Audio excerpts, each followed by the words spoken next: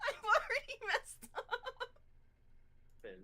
I changed to the wrong tabs multiple times. I forgot where I was. Okay.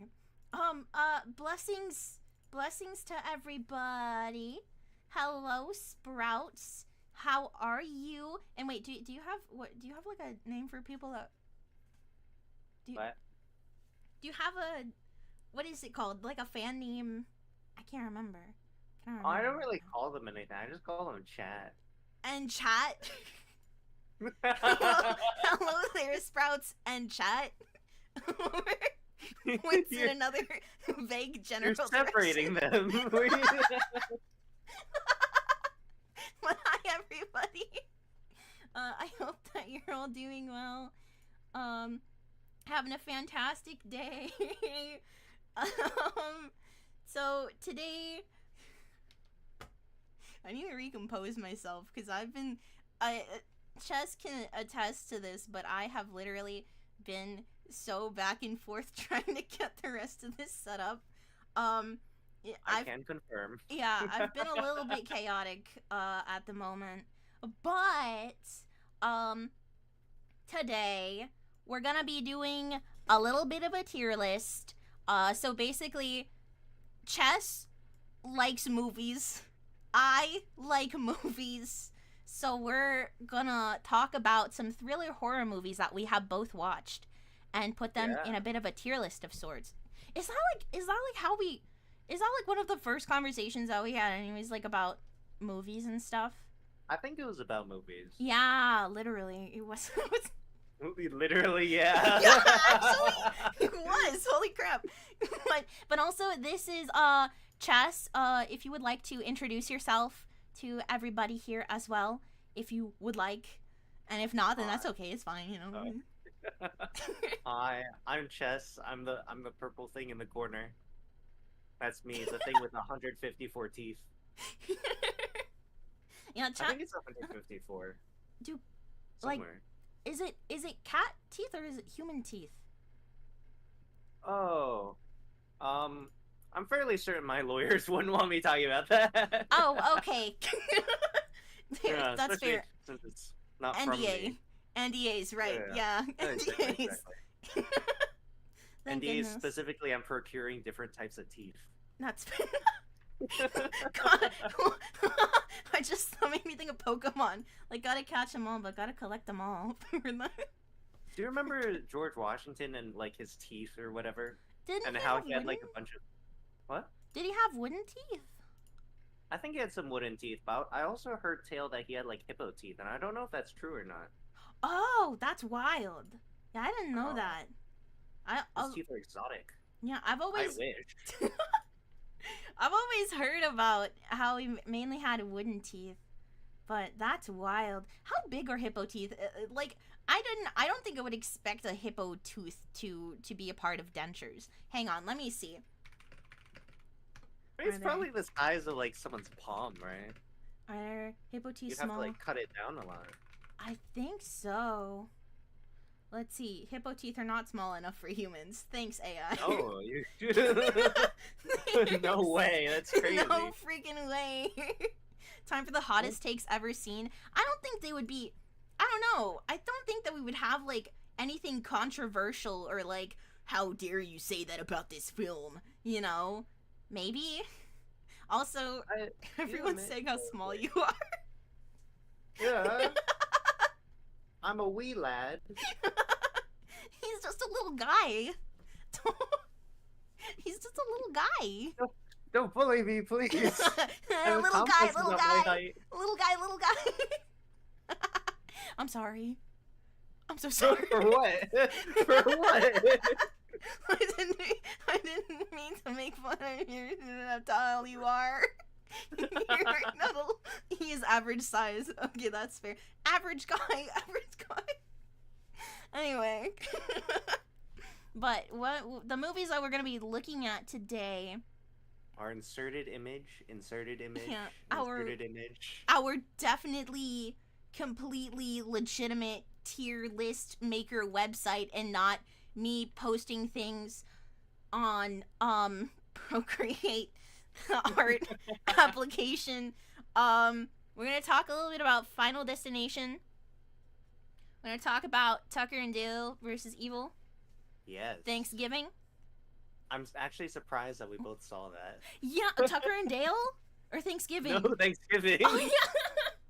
I mean, I have a friend of mine that has that really wanted me to also see it because we both watched. Oh my god, I forgot the name. The one. Thanksgiving. No, the one Grindhouse movie. Was it a Quentin Tarantino movie? But it had the advertisement for this movie in it as a parody. So that's where this is from. It's originally from a parody advertisement in the film for horror movies and stuff. Crazy. Yeah. Thanksgiving. I don't know if I've actually watched Thanksgiving. Don't remind anyone of Thanksgiving. don't remember it. It's horrible. Oh, well, wait. it's funny, but like it's weird.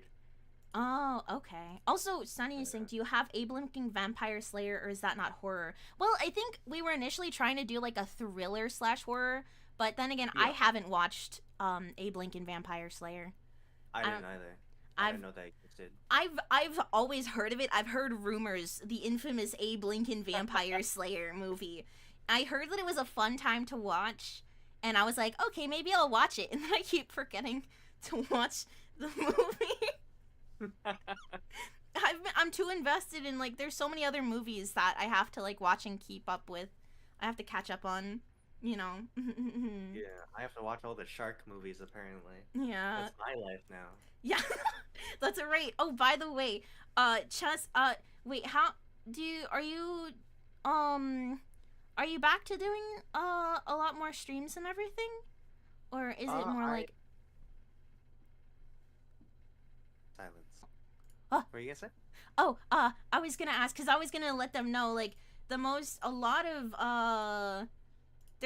times that Chess also talks about a bunch of different types of movies. Most recently, he has been on a binge of shark movies. So if you also like to hear our yappings, and you also like to hear Chess talk about all these movies and everything, please feel free to check him out. Tiger already did the little command for the collab link. But yeah, please do feel free. I just wanted to say that real quick. I will also say the only thing I can talk about is movies. That's the saddest thing. I'm just playing Crime Scene Cleaner, and I'm just talking about movies. It's horrible. That's valid, though. Honestly, real. I like talking about movies and everything, but I get so nervous. I was telling you about this right before, but I get so nervous talking about movies and talking about, like, describing them that, like, I overwhelm my brain with it, and I'm like, oh shit. You know? But, honestly valid. Yeah! Oh, huh? What? Huh? Wait, huh? Oh, you were obsessed with that movie. Okay, I definitely need to watch it then, the Lincoln Vampire Slayer. Okay, oh right, okay. We're gonna be talking about Train to Busan. The Thing, John Carpenter's 1984, 1982, 1980 something. Does that one have Kurt Russell in it? Kurt Russell? I think so. I believe so. It should have. Like the skin. Yeah, it does have Kurt Russell. He's absolutely serving looks in that movie. I freaking love Kurt Russell in that movie. I think, like, when I first watched that movie, I, like, had an aesthetic crush on Kurt Russell. Yeah. No, because, like, he had the long hair. Like, his hair looked so freaking luscious with his freaking beard, too. Like, holy crap. Yeah, he's got a great beard. Yeah. He's also, like, a really good he does a lot of good stuff. Okay, so we're also talking about The Mist. We're gonna talk about Bodies. Godzilla -1. This one, I feel like I need to watch this again. I need to watch it again. I can't watch that again. I like I okay, can't. it's partial brain rot for stuff, but also I enjoyed it so much, but at the same time, okay, I'll talk more about it in a bit, but I feel like I have to process it more, like I have to watch it multiple times to process it more. Fear Street is a good series. Oh, I've seen one of the Fear Street movies. I've seen one of them. I have seen all of the Chucky franchise, and I need to get caught up with the Chucky series. There's a Chucky series? Yeah, there is a Chucky series, and Chucky says gender fluid in it, so.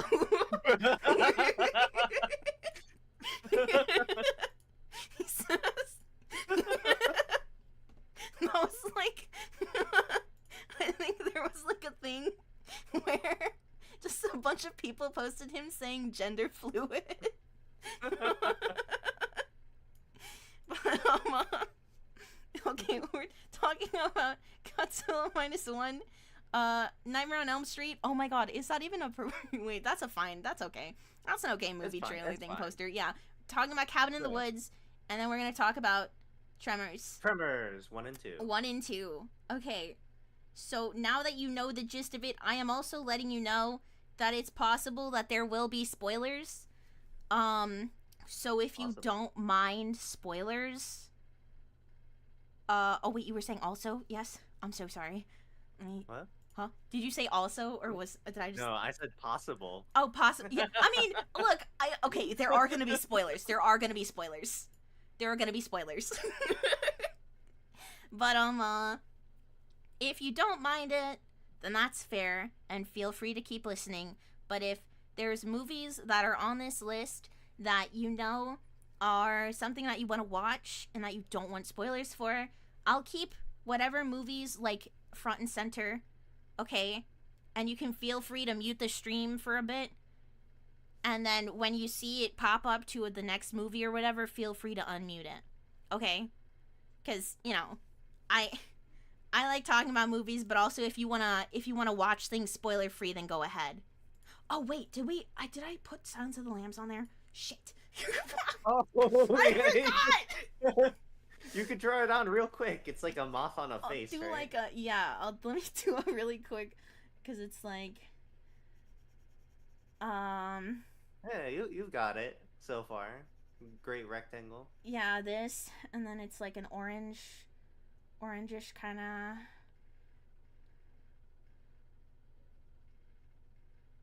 of. Yep, that's Silence of the Lambs. So that's.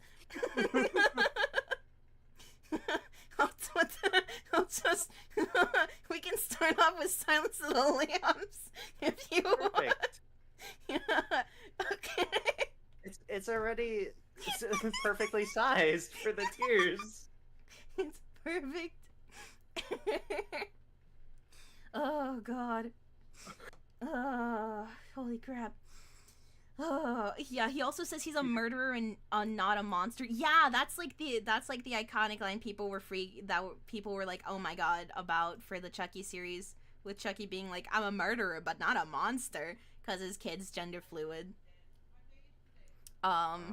Yeah, but My like, mom got scarred by watching Chucky. honestly, real. The first Chucky movie is like, I like how they mess with the genres in the Chucky movies, and how it, like, they still have some serious bits in some of the later things, but it definitely is very much more comedic. Yeah. The first couple movies, though, especially that first one where they were leaning very much more towards horror, like, I can understand being scarred by that movie. I can understand that. You know? Like, especially also if you're into toys and, like, dolls and stuff like that, and then you're like, holy crap, there's this doll that's coming to life, and then they're gonna kill me.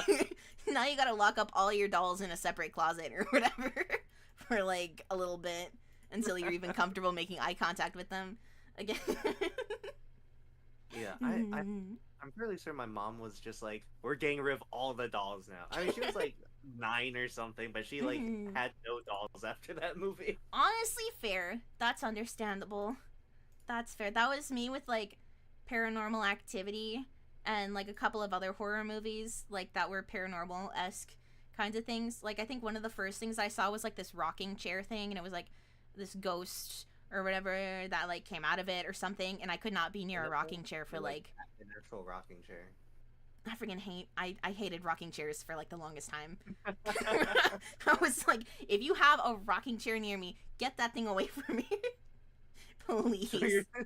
So you're saying someone could just walk up with a rocking chair and you just run away? I would. Because here's the thing, if it was a rocking chair that was staying still, I would be less likely to be freaked out. But as soon as there was like slight like, or if it was eerily okay, the things that really bothered me were like if a room was eerily silent and I was alone with a rocking chair, and it was a little bit cold, and I had a fear that the rocking chair would start moving suddenly, like start rocking. Either that, or if I just see a rocking chair rocking. Like sometimes if the wind is like really intense and like the rocking chair is like light, like, and if it's like someone's front porch, you can kind of see that sometimes, which is a bit freaky to me. I don't like that. I still feel uncomfortable with it, but I'm at least able to walk near rocking chairs now, and I'm able to sit in one. So, but well, that's progress right there. Yeah, it is over progress. Your fear of rocking chairs. Shut up. Okay, look, I feel like I'm being judged right now. I feel like I'm being judged right now. I'm not judging. I'm simply laughing. A little bit of a chuckle here and there. That's fair. Oh, blessings, average. Yeah. Hello, Chow and Sprout. Blessings. Hope you're having a good day. But what was it talking? I'm about rocking chairs. Oh, right. Okay. Right. Okay. Silence of the Lambs. Yes. Would you like to start talking about this one? This one I unfortunately I did not get to rewatch, but I did watch Manhunter, which I think came a bit after it or before it, which was a wild time. But I do remember how each of the actors played Hannibal Lecter. But if you would like to give a start talking about it yourself, gamer. Well, it's been a while since I've seen it. But I did watch The Amazing World Gumball with a turtle doing the Hannibal Lecter impression, so I think I get it first. That counts. Same thing. No, I really enjoyed it, actually. I thought it was a great take on a detective movie, because like normally I don't really watch detective movies. I don't know why, but this one was a good one, and I do recommend watching it. It's weird sometimes. I'm not even thinking about the cannibalism part. Yeah. I'm thinking about some other parts, and I'm like, that's weird. Cannibalism aside, it's pretty cool. Yeah. Pretty sick, pretty neat. This Yeah. Silence of the Lambs, was that the one that ended with him on the plane and he fed the kid the brain, right? Was that it, or was that another one of the movies? I think you're thinking about another one. Shoot! It ended with him getting off of a plane and be like, I'm going to have an old friend for dinner. Oh, that's so real. Yeah, literally. That's so real in a hypothetical sense and not a real sense. But I do know that, like, look, how do I explain this? Who is the actor again? Let me double check the actor. Oh my god, I'm already fumbling. I'm already fumbling. Well, see, you're already ahead of me, because I don't remember actors unless they're like a Marvel actor. It's hard for me to remember actors, but Anthony Hopkins being Hannibal Lecter. Because I remember, I think what I do remember is the movie after this, where Anthony Hopkins is there, and then Jodie Foster was also still Jodie Foster.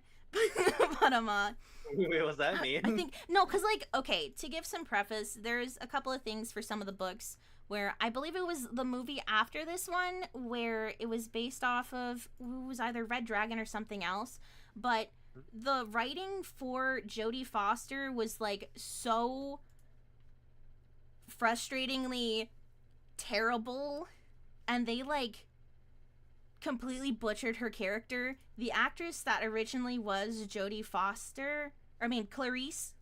Yeah, Jodie Foster, that was Clarice. Clarice, my brain is... Okay, Jodie Foster did not want to have the role again because she hated the way that they had written her in that next movie, or like the next book, like so badly.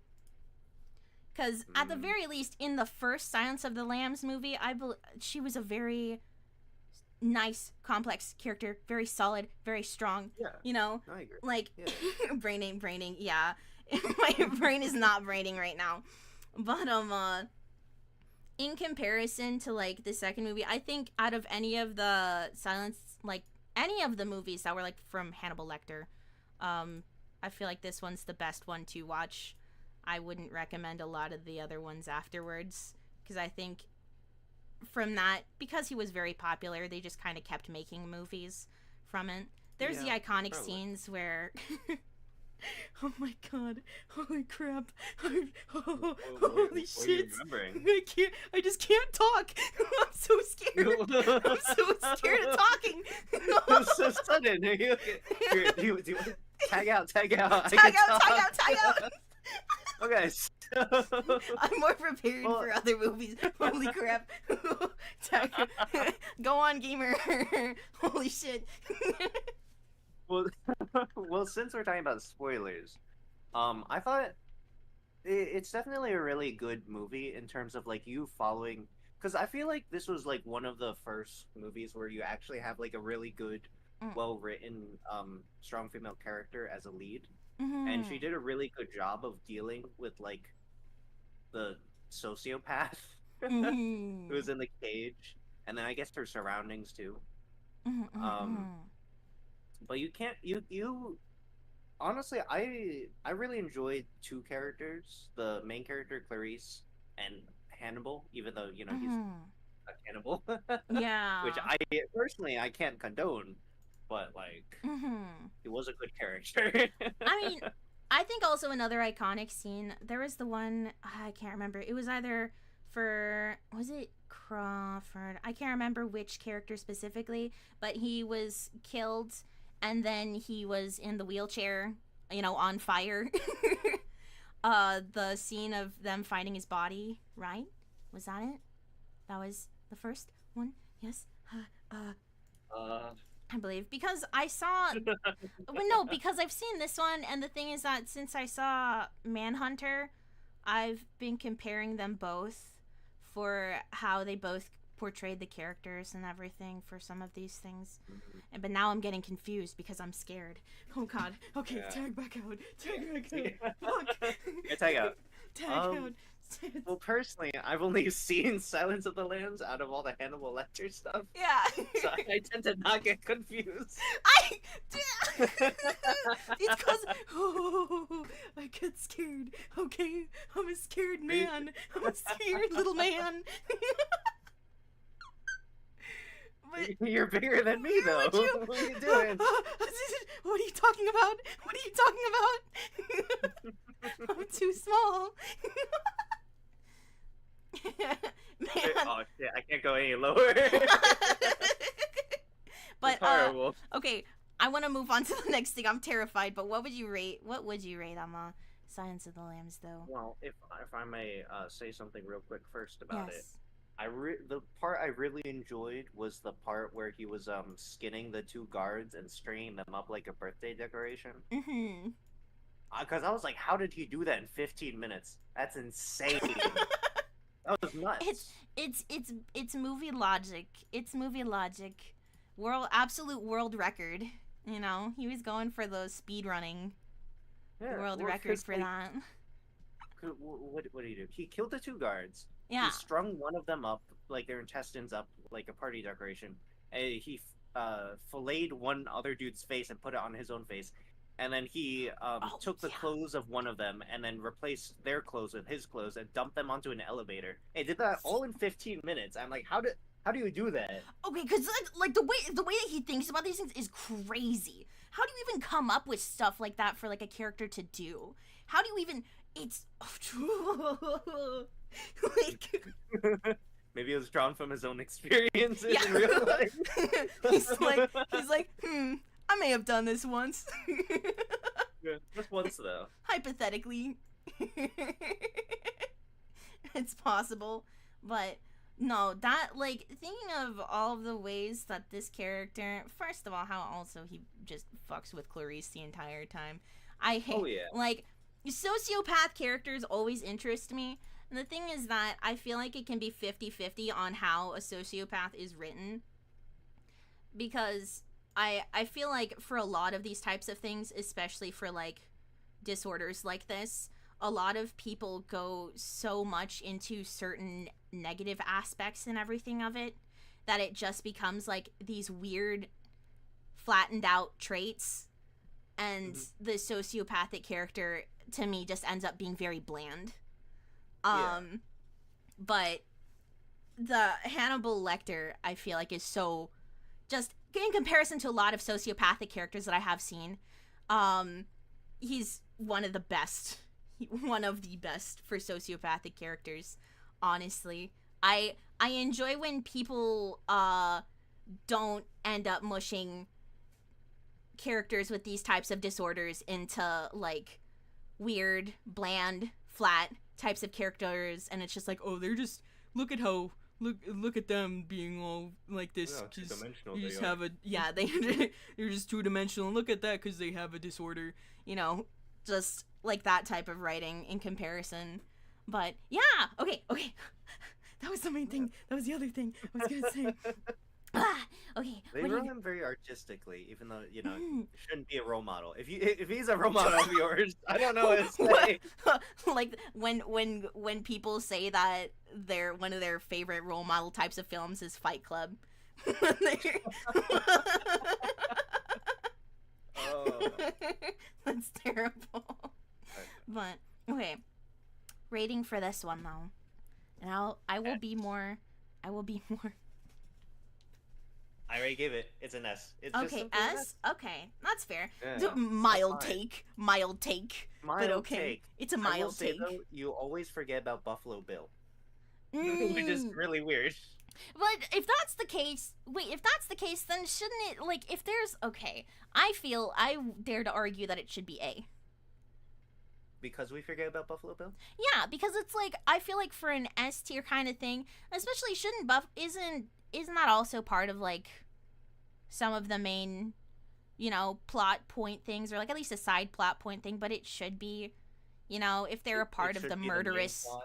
Yeah, like, I don't know how else to explain it, but I feel like certain types of characters shouldn't be forgotten. Like, if it's an S film, all of these types of characters, or at least the representation, or like what they are meaning as that character, like, shouldn't be so easily forgotten. Does will that make say the sense? quote, though, it does make sense, and you're Mhm. bringing you. I will say it can be Lord Dentune. I will say though, Mhm. there is a great quote that's very memorable by Buffalo Bill. That's like, it puts the lotion on its skin or it gets the hose again. I feel like it's very memorable. Okay. I've used it before. Mhm, I mhm, don't mhm. remember why I used it. What? I was gonna ask, why did you use it, Ches? Don't know. Why did you use I it? don't know. Hello, Ches?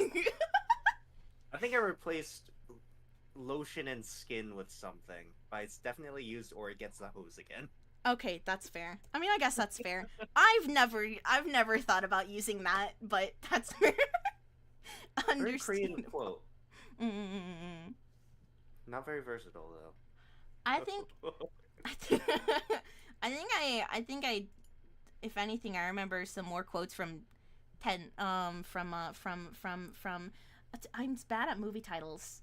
Why am I so bad at movie titles? This was another thing I talked about. Tucker and Dale. Yeah. I literally talked about this with you when we were first making the list to see which ones we've watched. Like, I remember the movies, but it's so hard for me to remember the names. My friend keeps track of them for me. They're like, okay, Chow, we've seen this, and we've seen that, and we haven't seen this. I have to go up to them to be like, hey, have I seen this before? Oh, also Civic says the author of Fight Club no longer signs anything for anyone that says Tyler's their favorite character. Good. Well deserved. Well deserved lack of signing for them. If I By the way, who's your favorite character from Fight Club? Just Me? I don't like anyone. real, truly, truly best take. I don't know what to say. Like, I don't like all of them suck. I'm not like suck, but they're not. I think they're not characters I personally would be friends with. No, that's understandable. I feel like that's valid, though. I feel like that is valid. I still love Fight Club, but I feel like after a certain point in time, going on the internet for a certain amount of time, like I've changed. It's changed me. I'm like, it's left a slightly bitter taste in my mouth for Fight Club, but I still enjoy it. I'll be honest, because I'm fairly certain I watched because I watched the movie, right? Yeah. I think I watched the right movie. But, like, the beginning threw me off so much, because I was just imagining people fighting in a club. But then it was, like, it was them going to, like, the meetings, and I was like, what's going on? That's like, crazy. Why are they doing that? Why are they hugging each other? Imagine going to a club just solely to fight. Isn't that just basically, a more intense, like, I was gonna say mosh pit. It's a mosh pit. It's a mosh pit, but you actually mean to, like, have so much more violence. Mosh pits aren't always violent, just letting you know. I'm just saying. You can always make them violent. Yeah, you can always make them violent. Do not do that. Please don't make a mosh pit violent. Please do not forcibly make a mosh pit violent. Please don't do that. If you can prove it was an accident, it's okay. That's not actually what you should be saying. This goes against all the times I give life advice at the end of my stream. God dang it. That's fair. They don't fight in Fight Club? You mean Fight Club isn't just a club that you walk right into and then you can just fight? That's crazy. I did love that scene where one of my favorite bits was the person messing with the police officer for their daily task. I liked how it was going back and forth to the person and he was trying to just stay calm.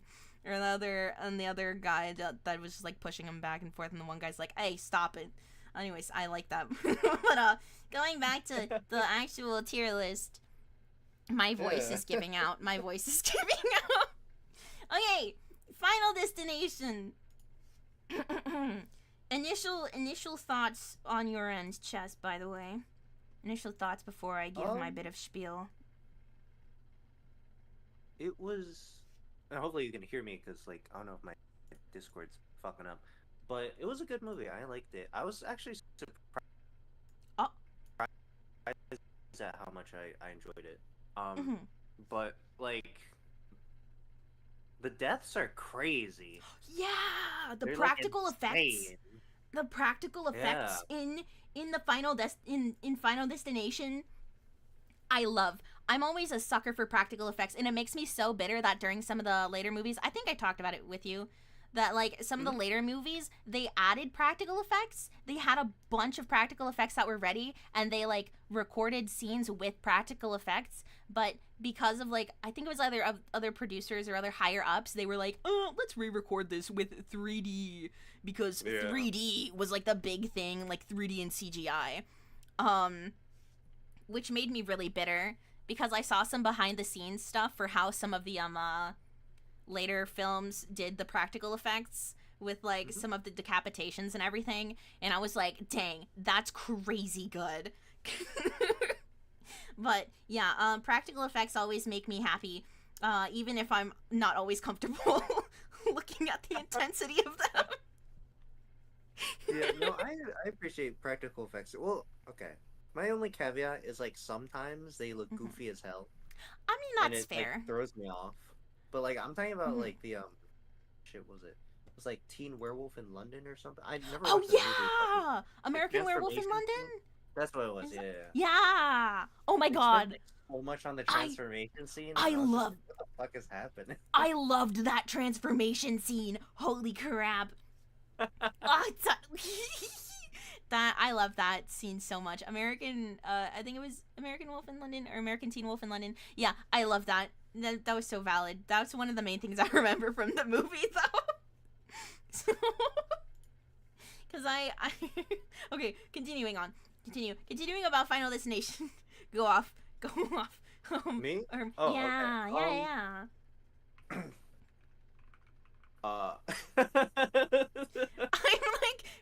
Because I feel like I interrupted you for a second because I slightly went off about the I just like blanked out for a second because I didn't know what specifically to talk about. I think so. In terms of like the actual deaths, though, the practical effects are good, but also like how they pull, like what transpires is like a Rube Goldberg machine, Gold Ruberg machine. One of those like really complex machines you see in Scooby Doo. Yeah. Where it like ends up killing someone, and you're just like, how the fuck does that work?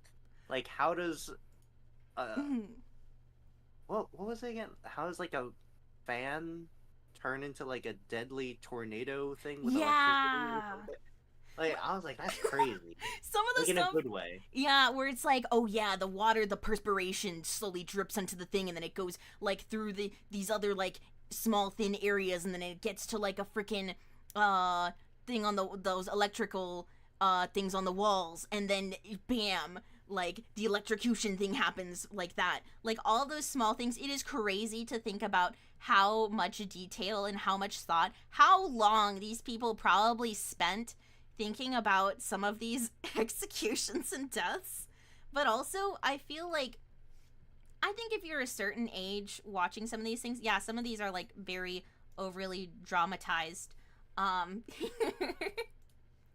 Overly dramatized and everything. But like, I can't remember if it was this movie or one of the other ones where the girl got absolutely roasted in the sunbathing machine. I think that was another one. Yeah, I'm just thinking of that as an example. Like some things where it's like that could actually be genuinely terrifying. It's like, I mean, yeah, it's ridiculous, but what if that happened to me? What if that did actually happen? Yeah, what if someone was trying to assassinate you?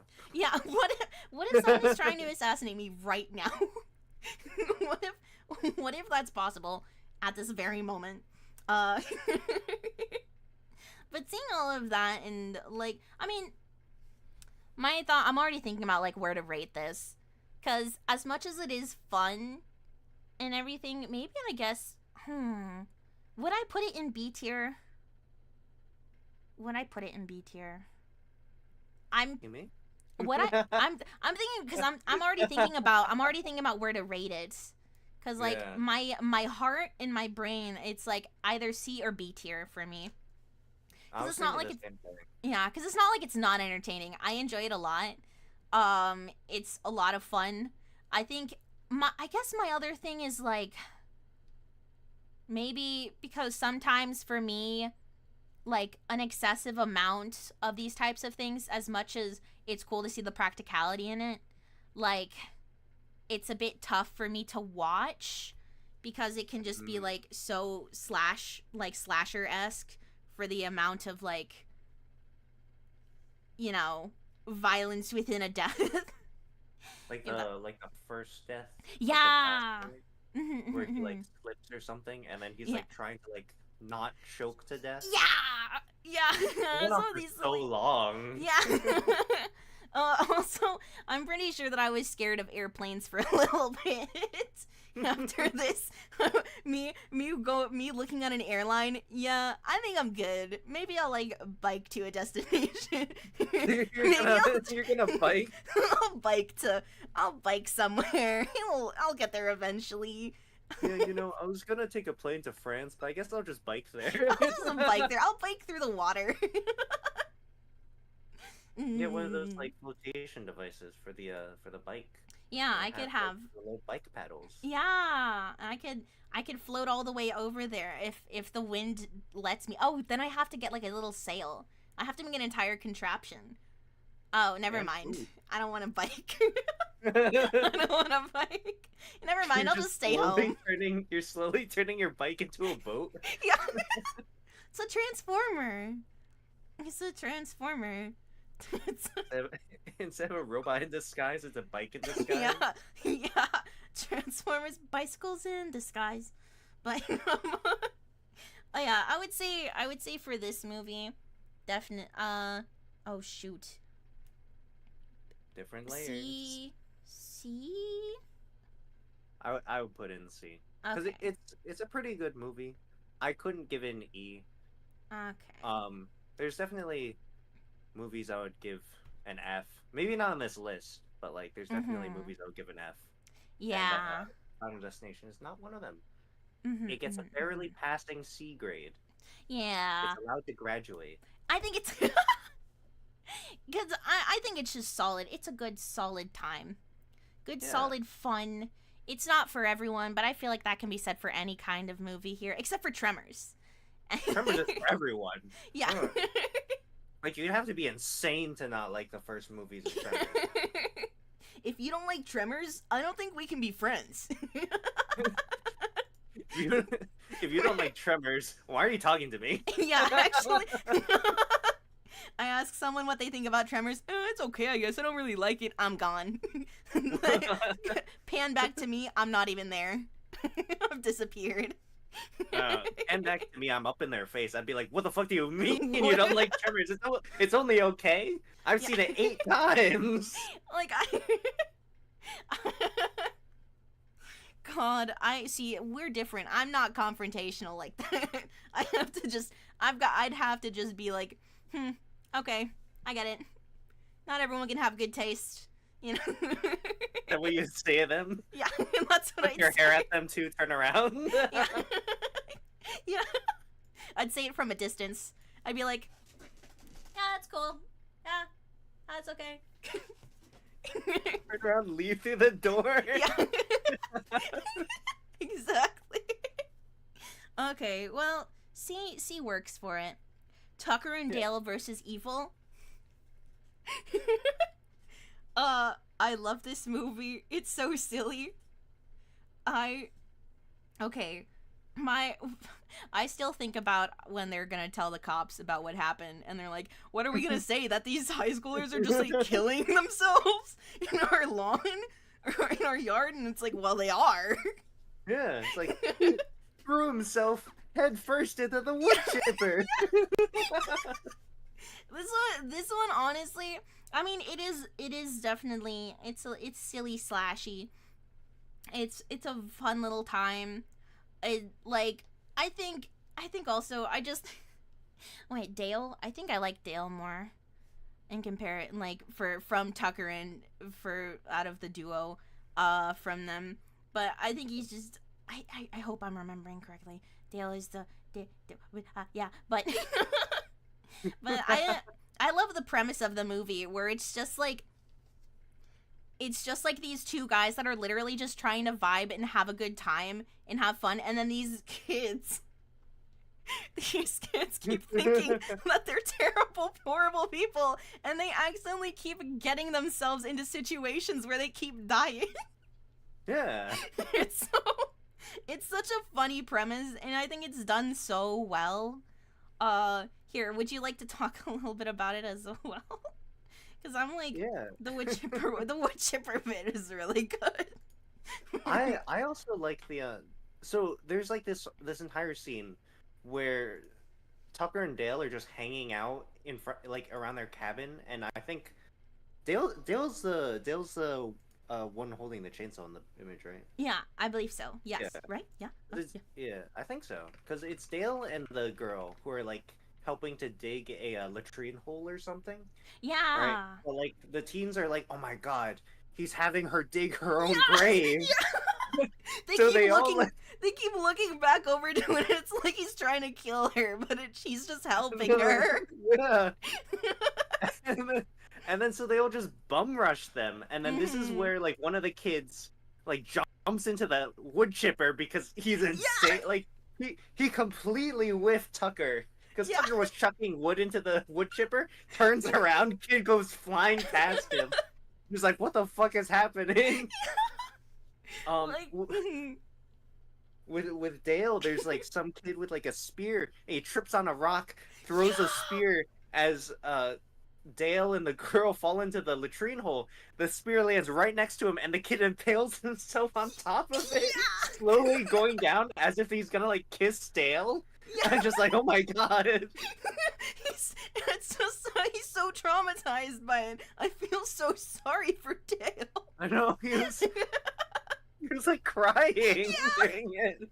Because it's like, he's just a sweet man. Yeah. He doesn't mean any harm to anyone. He's just trying to have a good time with his friend. Like, holy crap. Yeah, no, because are there other movies with Tucker and Dale, by the way? Because this is the only one that I have seen, if that is the case. Yeah, this is only one I've seen too. Okay. Because if that is the case, I would love to watch more of them if there are more with Tucker and Dale in it. Because Tucker and Dale versus more evil. Yeah, versus Evil 2. Again. They go to a different place and it's the same thing that happens.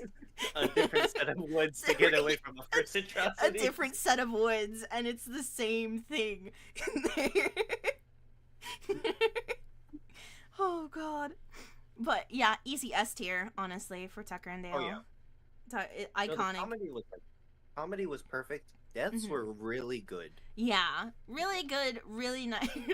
How do I describe the horror movies? Really good deaths, really nice. Yes, very good. Really, really nice. Solid, very incredibly solid overall. I love this movie to death. So yeah, Good movie. it is. It's fantastic. I really like how they like foreshadowed one of the beams, like if you leaned on them, one of the ceiling would like come down and hit.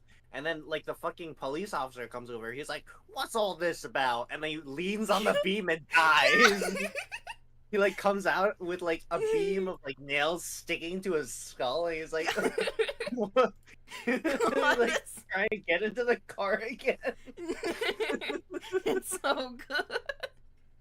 Oh god, I have to watch that again sometime soon. Holy crap. Oh, Yeah, wow. Mm-hmm. That was good. Yeah. Yeah. Yeah. Yeah, okay. Thanksgiving. So, I said this earlier, but it is one of the actual movies released from, oh god, let me see. I'm gonna look this up really quick because I know that it was initially from a parody of an advertisement. Okay. Here we go. Let me see. Okay, let me find this. Okay, yeah. So it's from Grindhouse. So it's based off of a fake trailer of a horror movie from the movie Grindhouse. Eli Roth made it, and it's the same person that made the Borderlands movie, but I think this is the movie that he made after the Borderlands movie. Because I think a lot of corporate things happened and higher up things happened for the Borderlands movie that, like, they had to redo so many things and change up some stuff. And I feel like this is, like, his coping mechanism. Because Eli Roth is... No, it is. It's his coping mechanism. Because, like, Eli Roth does, this is, like, his comfort zone. Like, slasher horror movies. Like, B grade slasher horror movies / positive. You know? Yeah, that's positive. But, yeah, like, some of these things were wild. I laughed so hard during the beginning of it when it was for the Black Friday scenes. Yeah, like, that was straight up comedy. Yeah, although, like, I think it was, like, one of the first murders in it with, like, how the person got their hair caught in the shopping cart wheel. Yeah, and then, like, their scalp was yeah, like, that part, I was like, oh my god.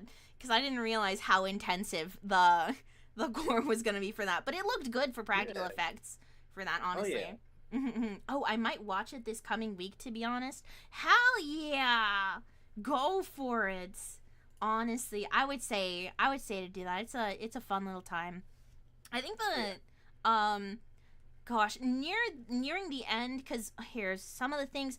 I think I enjoyed the parade scene for the Thanksgiving bit. I enjoyed the parade scene a lot. I liked how it was like there was like still that bit of tension also for like, because so many people were wearing similar outfits to the murderer and Yeah, everything. because he was wearing like the pilgrim thingy, Yeah, right? yeah. Mask. Yeah. He wore the mask and the pilgrim hat, and that was like the main thing for his costume. I think he was also wearing some pilgrim-esque clothes, right? Yeah, he was wearing some Yeah, I pilgrim-esque think so. clothes. But like, I think another scene that kind of freaked me out was like near the end when a bunch of them, like a bunch of the deaths were all together on like the Thanksgiving table, you know? And the one, I think it was the Yeah. one person that was roasted. Yeah, Yeah. that one was like, oh my god, like, That one was, yeah, I was like, Jesus, that is terrifying. But the twist that oh wait, let me actually, here you go. Tap out for a second because I think I'm yapping a lot more. okay. But give me some of your thoughts as well for this, because I could go off about this movie. I really like the opening scene because it was just like a mistake by the main cast to be like, oh yeah, let's just go in there real quick, get some supplies, and then like everyone just rushed in, and I was so surprised that only like one person decided to stand on a counter. He obviously survived, right? But like everyone else Yeah. was crawling on the ground for some reason and Yeah. dying. Like, I was like, what are you doing? Just stand up. go to higher ground, please. What, I mean, then again, wasn't there someone that was shooting also in there? Was it, or am I I don't. mis I remembering? think at the very end to stop it all. I think he's trying to Yeah. there, yeah, because the woman died and like the football kid broke his arm. Well, you know, someone else broke his arm for him. Yeah. Obviously. I still just find it hilarious, that over exaggeration for people being so intensive about Black Friday shopping, but at the same time, like in the US with hearing about Black Friday shoppers, like hearing They're the amount of insane. yeah, like hearing the amount of accidents and stuff that happen, I'm like, on one end I'm like, this is really over exaggerated, and I'm like, you know what, but it could happen in the US. It does happen in the U.S. It does. People do die. I'm sorry, I avoid Black Friday shopping. Yeah, I do too. I do Cyber Mondays Yeah. personally.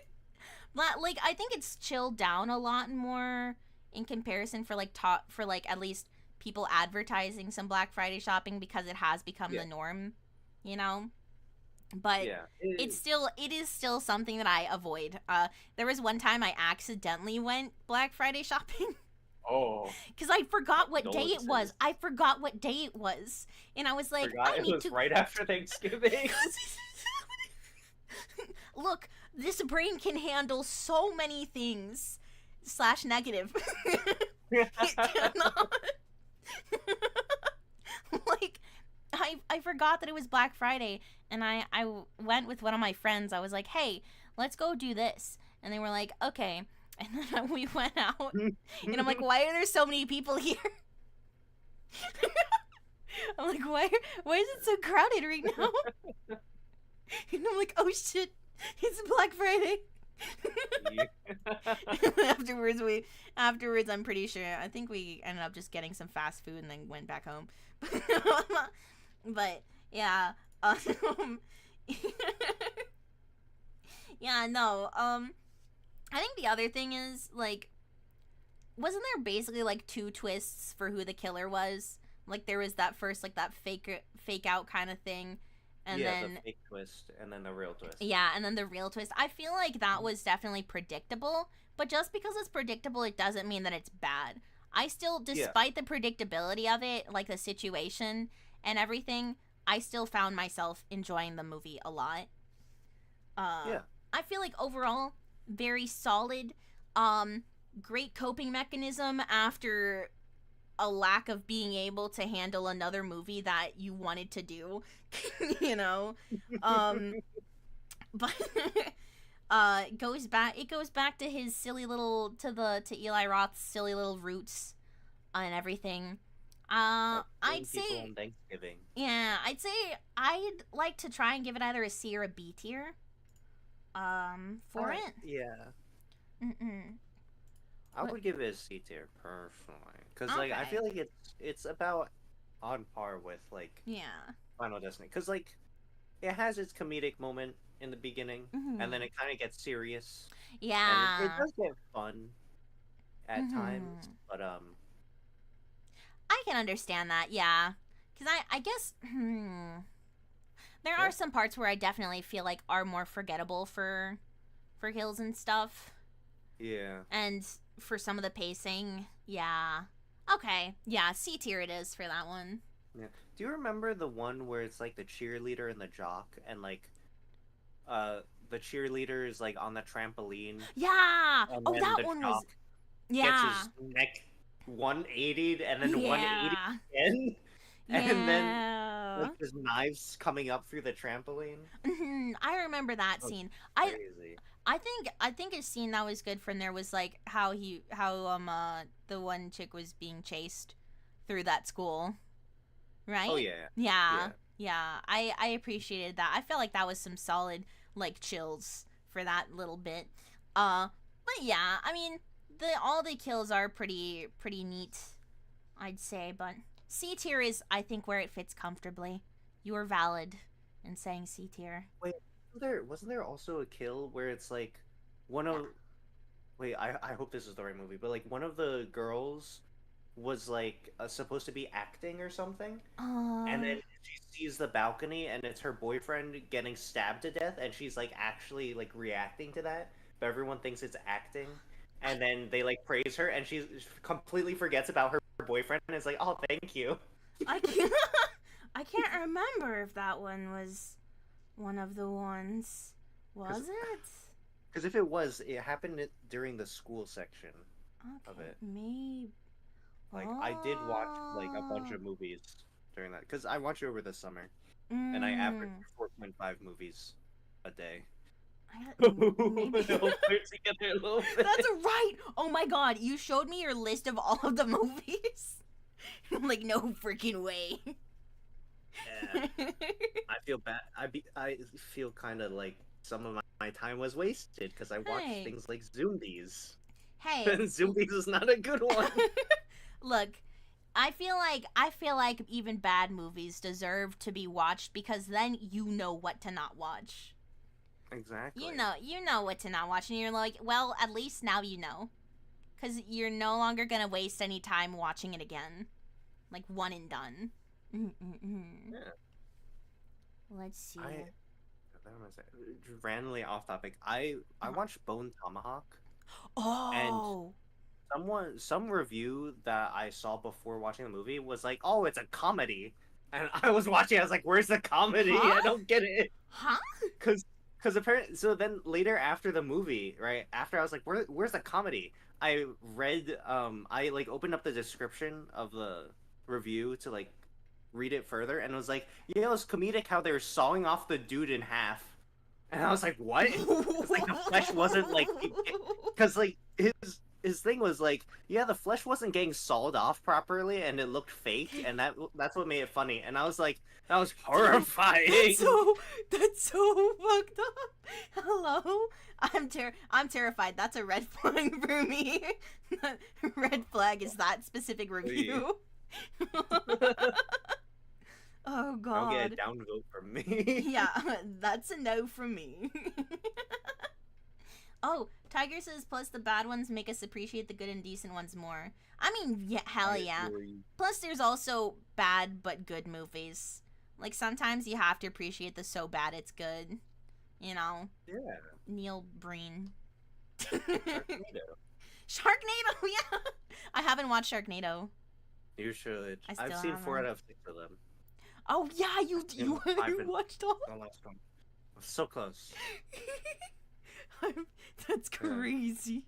I was going to, well, I was told to go to a different state, and I was like, no, I need to watch the Sharknado movies, so I stayed at home. Sorry, I'm busy. In your calendar, watch Sharknado, watch Sharknado, watch Sharknado. That was exactly it.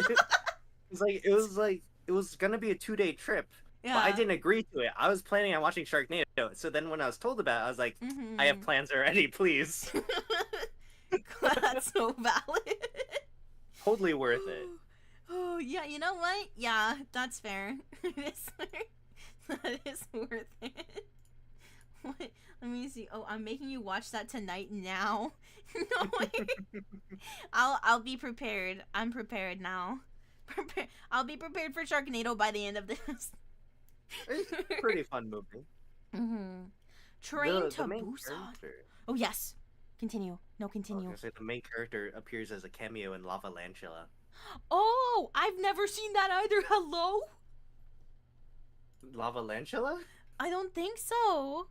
It's like a Sharknado movie, but with lava tarantulas. That's is it silly to say that I'm more invested in Lava Lantula?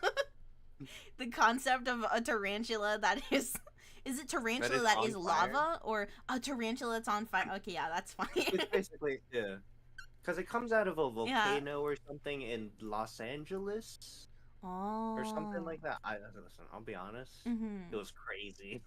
It's a fun movie, but like it's not like, you know, it's like Sharknado level, which is probably why they got the Sharknado guy to do a cameo. Mm-hmm.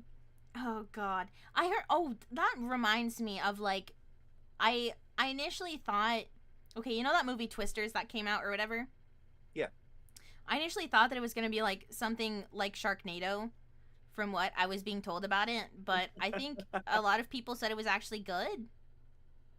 Like, it is actually good, yeah. Okay, I need to watch that then, because like I avoided it for a minute because I'm like, I don't want to watch that in theaters if it's gonna be like Sharknado levels of bad but good. You know?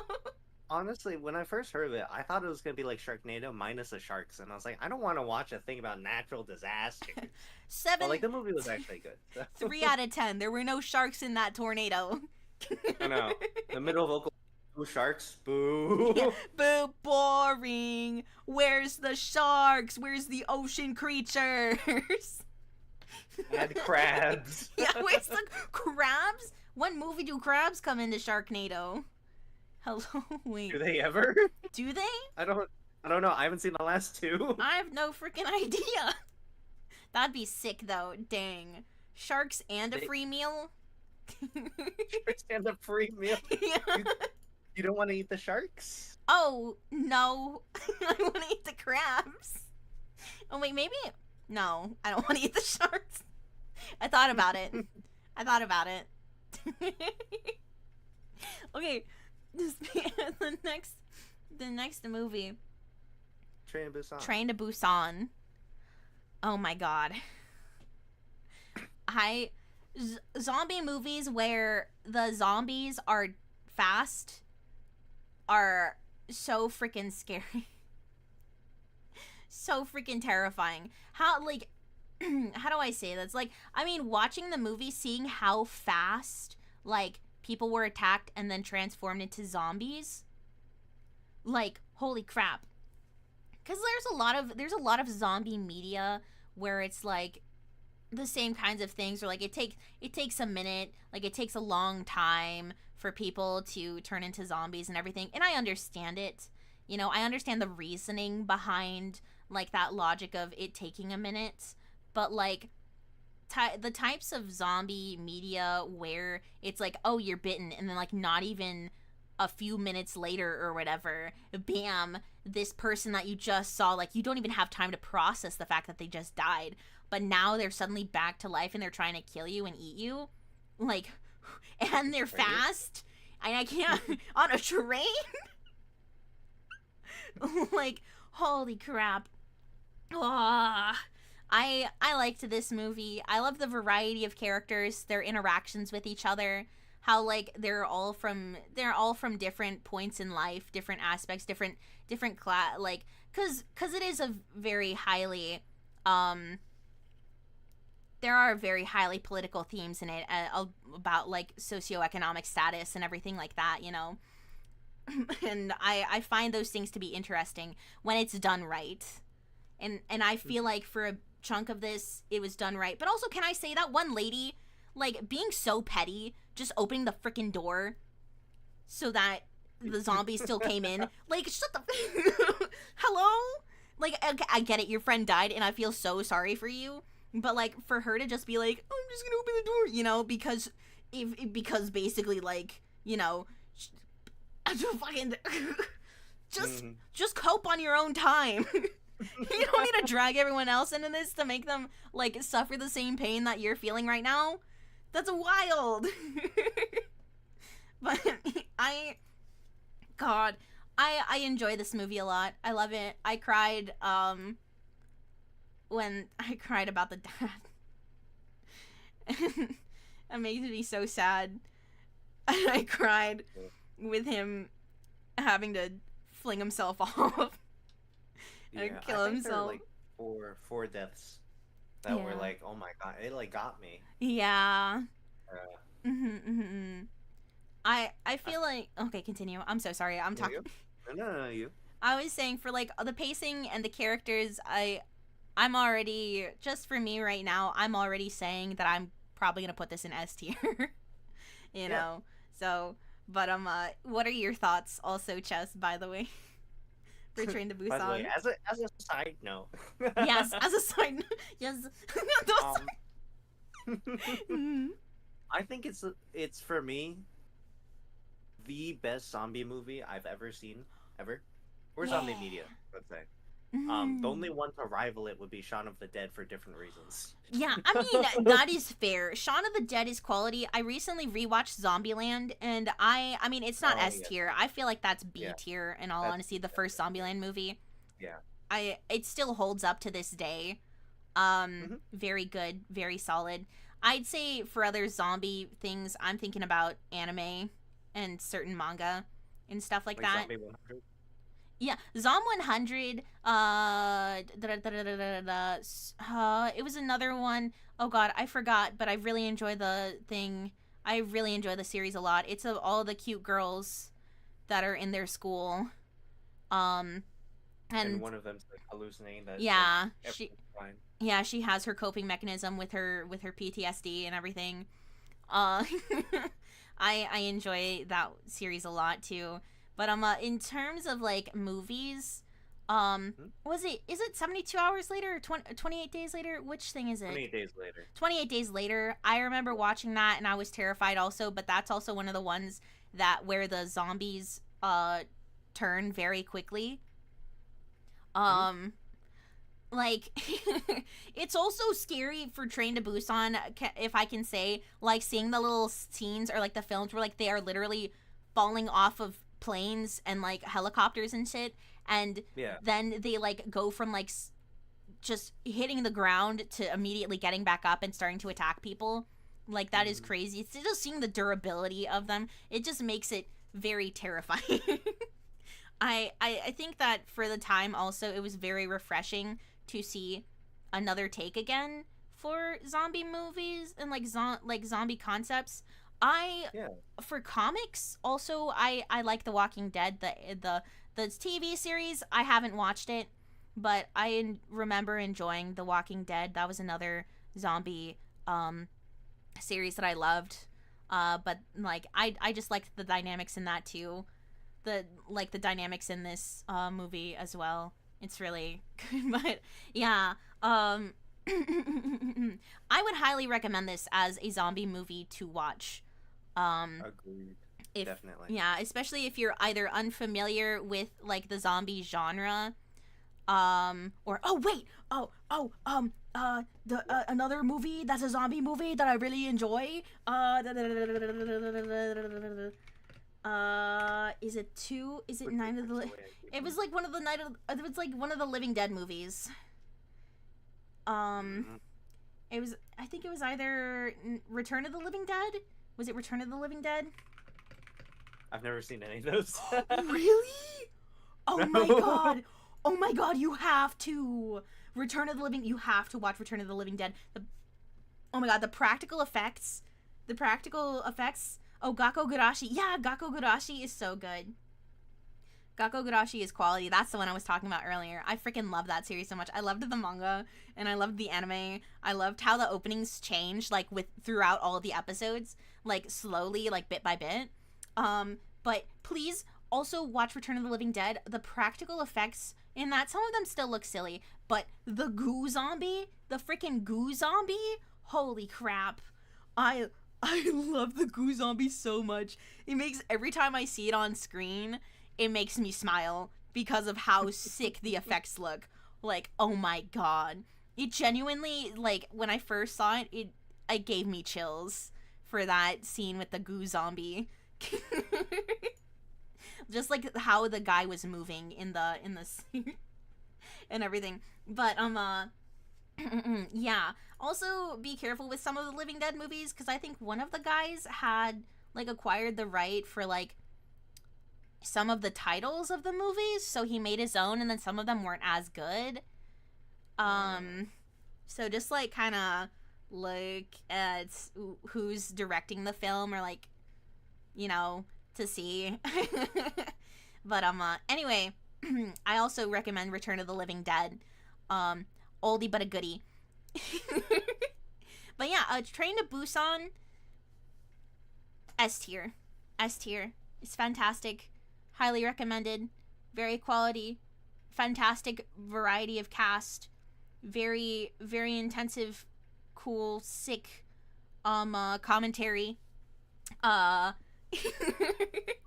Makes me want to cry. I rewatched it recently, and I still fucking sobbed, like I said, at the part where the dad got infected and he was talking to his daughter. And then he plugged himself up. Turning and stuff. Yeah, I was like, no.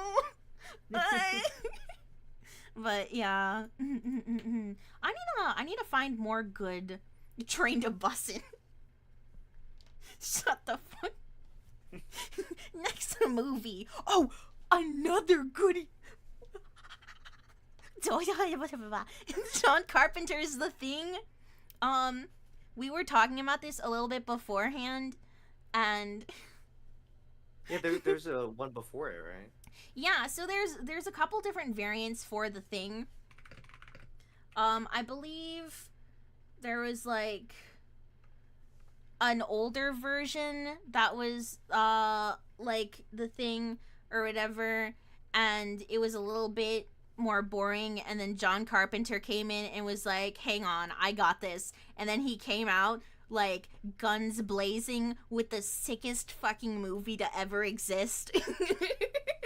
And then didn't, like, a bunch of people not watch it in theaters? Yeah, and then I only think became popular when it came on DVD? I think so. I mean, that's how a lot of cult classics work, you know, especially that's because how Tremors work. yeah, there was that like there is a couple of other older horror movies that I remember. It was like Carnival something, or like something Carnival or whatever, where the only reason why it became more of a cult classic was because one TV company bought the rights to it, so they would constantly air it, like, late at night on TV. Force people to watch it. Yeah, basically, but, like, people enjoyed the movie, so it became a cult classic because of that, you know? And it when, upon its initial release, it didn't really do well at all, but but that's how it is also with horror films and thriller types of movies. I feel like, I think especially early on, I feel like they weren't always given, like, the chances to really blossom, and for people to give the chance to at least view it and see it and everything, you know? Yeah. But, yeah, There's John... this, yes. No, you. No, you. No, you. No, you. You're gonna forget. No, I'm not gonna forget. I mean, if it's about John Carpenter's The Thing, I won't forget. I won't forget it. And if I forget, then you can say, ha, I told you so. You can make fun of me for it. Okay, I'll keep that in mind. Yeah. I was gonna say, it also applies to action movies, because, like, there's this smaller small franchise called Becky and the Wrath of Becky. Oh. And that was actually really good. I actually really enjoyed it. It's like Home Alone plus John Wick and rated R. Oh, that's sick. I feel like I've heard of that series before. For some reason, hearing the Wrath of Becky, it makes me like, I feel like I have heard of that, but I don't think I've watched it, and I don't think I've heard of the first film, Becky. Oh, I need to keep that. I need to keep an eye on that. I gotta put that on a little watch list. Gotta get my little eye emojis.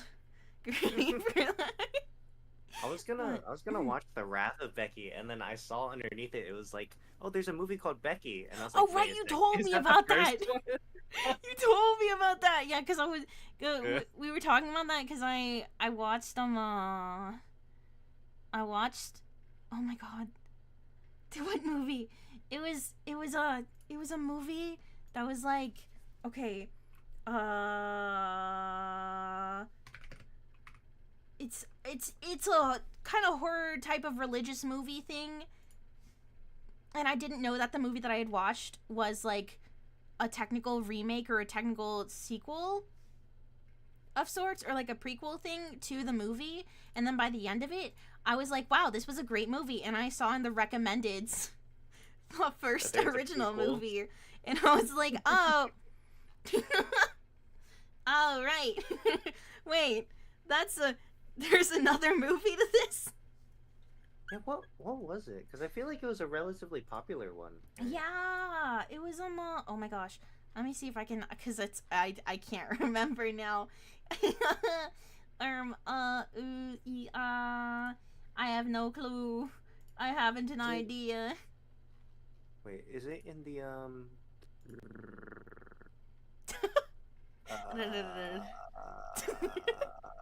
Dude, how do you sorry, even do that? I'm scrolling. What? How do you even I still need to figure out how to roll R's. That wasn't me rolling my R. That was me just going. What? You know, like you vibrate your lips or what? Like. Oh, like okay, I get it. Okay, Yeah. continue. If you roll your R's like that, I'd be a little concerned. No, it just sounded like to me. Okay. Because like okay, it was like at least it had 2 movies in it, right? Yeah. But while you were also looking at that, I also want to talk about the thing because I like the thing a lot. You know, I think I'm getting the hang of this. It wasn't Deadpool, right? No, it wasn't Deadpool. I know that Okay. Deadpool. I watched the first Deadpool movie, and then I watched the third Deadpool movie, and I did not watch the second one. And That's right. That's what that was. yeah, and then That's I was basically told it's okay to not watch the second one, and I'm like, oh, okay. So, I think Still the thing is watch my the second one. huh? Oh, maybe I think I'll try to watch. I will try to watch the second one. In your free time. I think yeah. I have too many movies that I'm trying to watch. I still want to, in terms of like recent movies, I want to. Oh right, I want to try and watch Look Back. The animated Fujimoto movie, Look Back.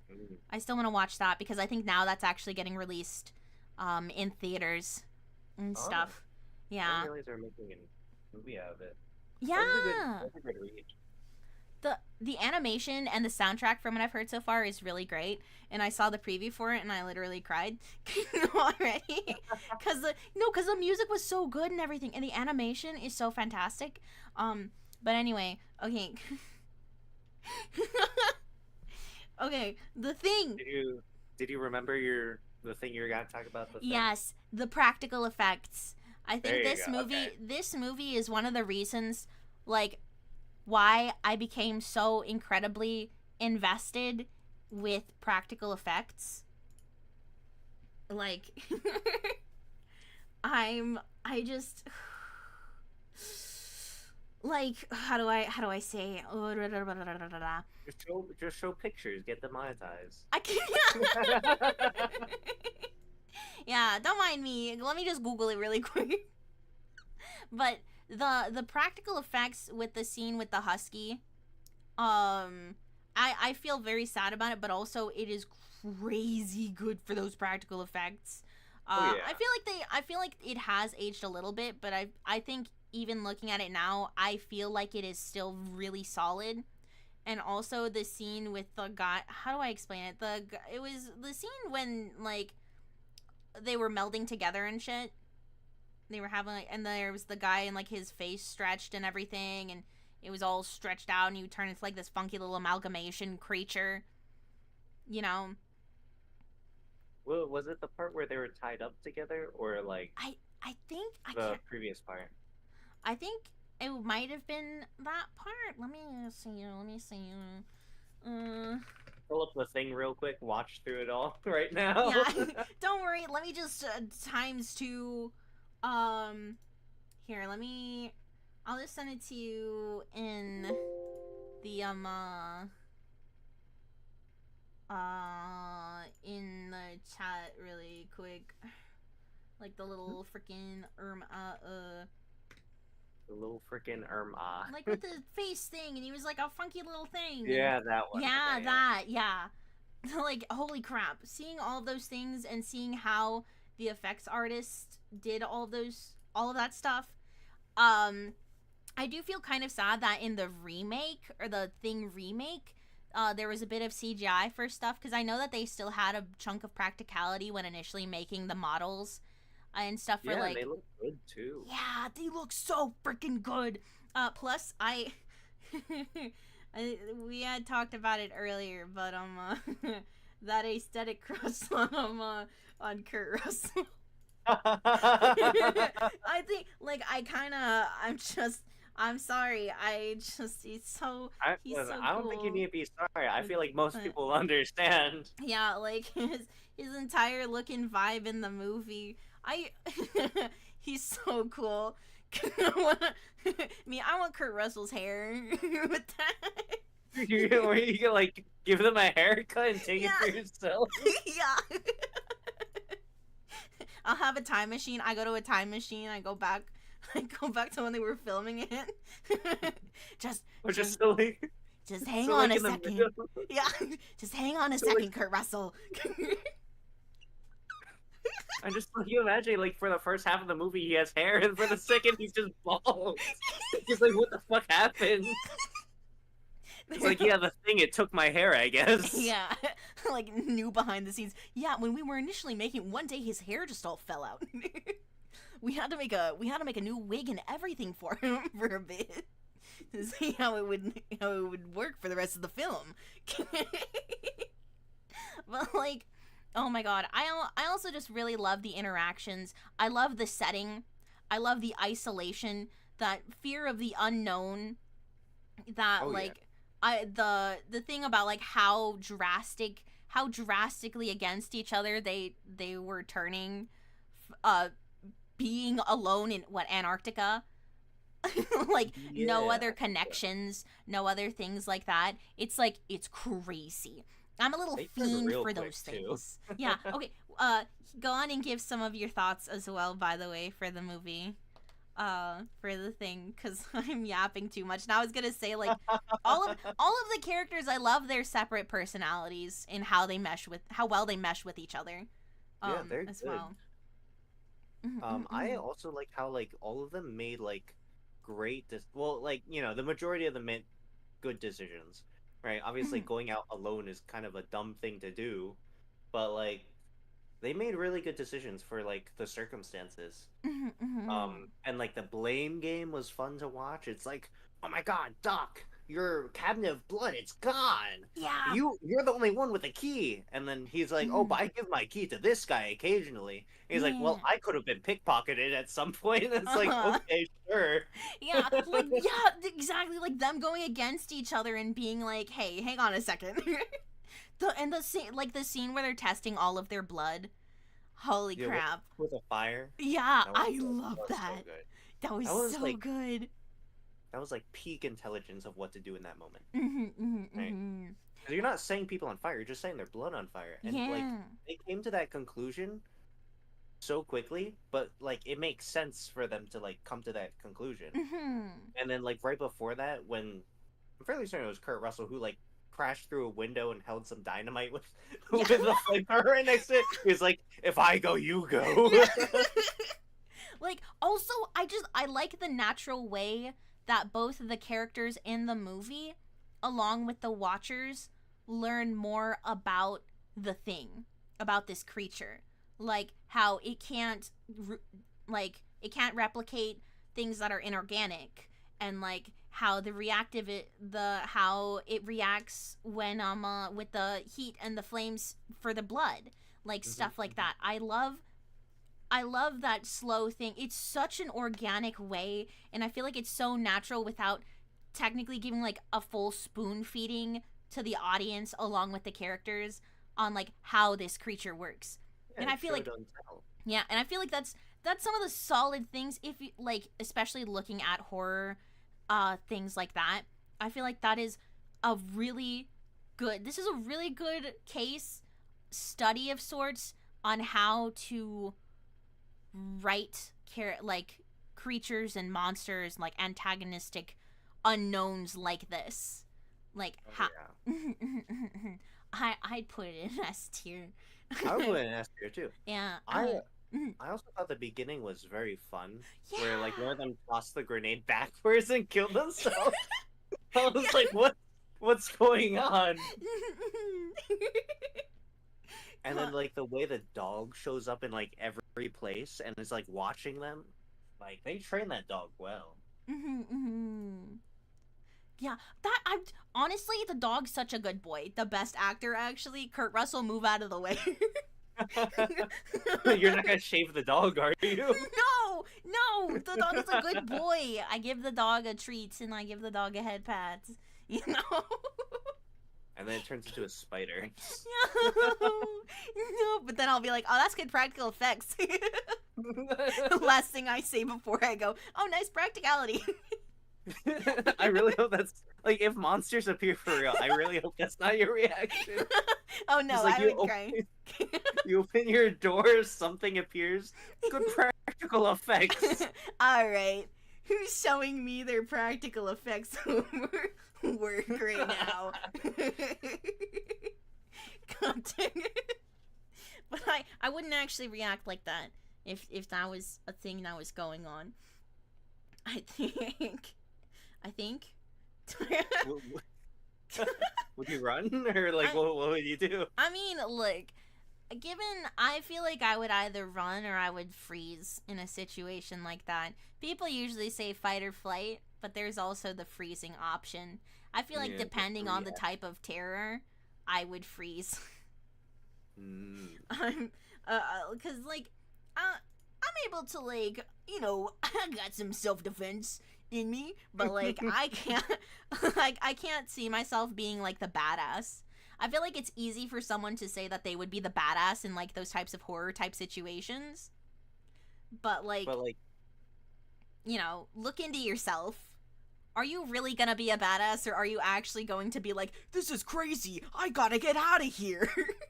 You know? And yeah, then that's how like the people open the door, break quarantine, and die. Yeah, like, cause in the end, that's like some last minute type situation things. Not cause you're not planning every single day. Okay, if this creature thing actually exists, this is what I'm gonna do. Not everyone's doing that, you know. They're just living their lives. Like me, I'm just looking at anime girls and living my best life. You know, I see my Miku figure, I draw a cute anime woman, and that's my thing. My thing is seeing sand cats in the corner of my eyes. I feel like that makes sense. That checks out. I sometimes see things when I don't sleep. Actually, recently I saw like little gators. But like they were like on their hind legs and they're so small. Like they were like chibis, but then the heads of the gators were actual gator-sized heads. And they're like so disproportionate. I'm like, what the fuck is happening? See, gators are scary to me because of how fast they can move, even like outside of water. Yeah, like, they're fast. Yeah, I've seen how suddenly they switch over. It's like a cat that's like a very sassy cat, but like with more larger teeth and the ability to like crunch you, you know? As we all know, Florida's full of very sassy cats that are able to crunch you. It's just the gators. It's the gators are the sassy cats. Oh my god, my grandma randomly showed me this video of like a girl staying next to like a lake getting her picture taken or something, and then like a gator just eats her like in an instant, and like the only thing that's left is like a purse. And I turned to my grandma, I was like, is that real? And my grandma was like, yeah, it's real. And I was like, what the hell? What's happening? I like the way you said it implies that she said it so happily. Like, yep, yeah, just she another did. just another day in Florida. I was like, wow. I was like, why did you show me that? Why? Like, usually my mom would show me something like that, not my grandma. I'm like, what the fuck? I feel like that's a classic grandma move. Yeah, you know, showing people dying on their phone. Yeah, just like Like, it's hey, this is real. like because grandmas either they're like oh yes sure, have like a good time, or like look at this thing that I just saw on the internet and it's like the craziest shit you have seen, you know. And you're like, why, how did you find this? Why how did See, I how did you decided not to navigate? ask that question. Yeah. How did you navigate to the internet to get to this point? See, I was in the living room when that happened. I was like, what? So I just left the room. I was like, oh, that's crazy. Also, Tiger said gators are no big deal. TBH, saltwater crocodiles are a danger, though. Oh, that's fair. That's fair. I mean, I would. That. That's fair. Because I guess, yeah, they are two different things. And they also have, like, a different face structure things and the teeth structures and all of that stuff. And Granny explores the deep web casually. Yeah, that's a typical thing for any grandparent to do. Just casually, Yeah, they just casually, drop in. accidentally. Continue. I don't keep talking over you. No, it's fine. I finished. I'm like. No, I like piping in once in a while, going like, no, yeah, I agree. Yeah. just a little. That's Here's it right here. Like I'm like talking, and then like the tiniest little. Yeah, I agree. Yeah, Just tiniest little chest chime in. Yeah, I agree. Kurt Russell's that's dude looks nice. Yeah. Okay, the next movie is The Mist. For this, wait, let me see before we continue. Let me see You're talking about the movie, by the way. Yes. Not the show. Yeah. Oh right, there's a show. I didn't realize that. I forgot for a second. There is a show. I don't want to remember the show. I actually didn't watch the show because I wanted to see a review of the show first. Yeah. The review did not make me very confident in the show. Oof. That's a big Nice oof. to say.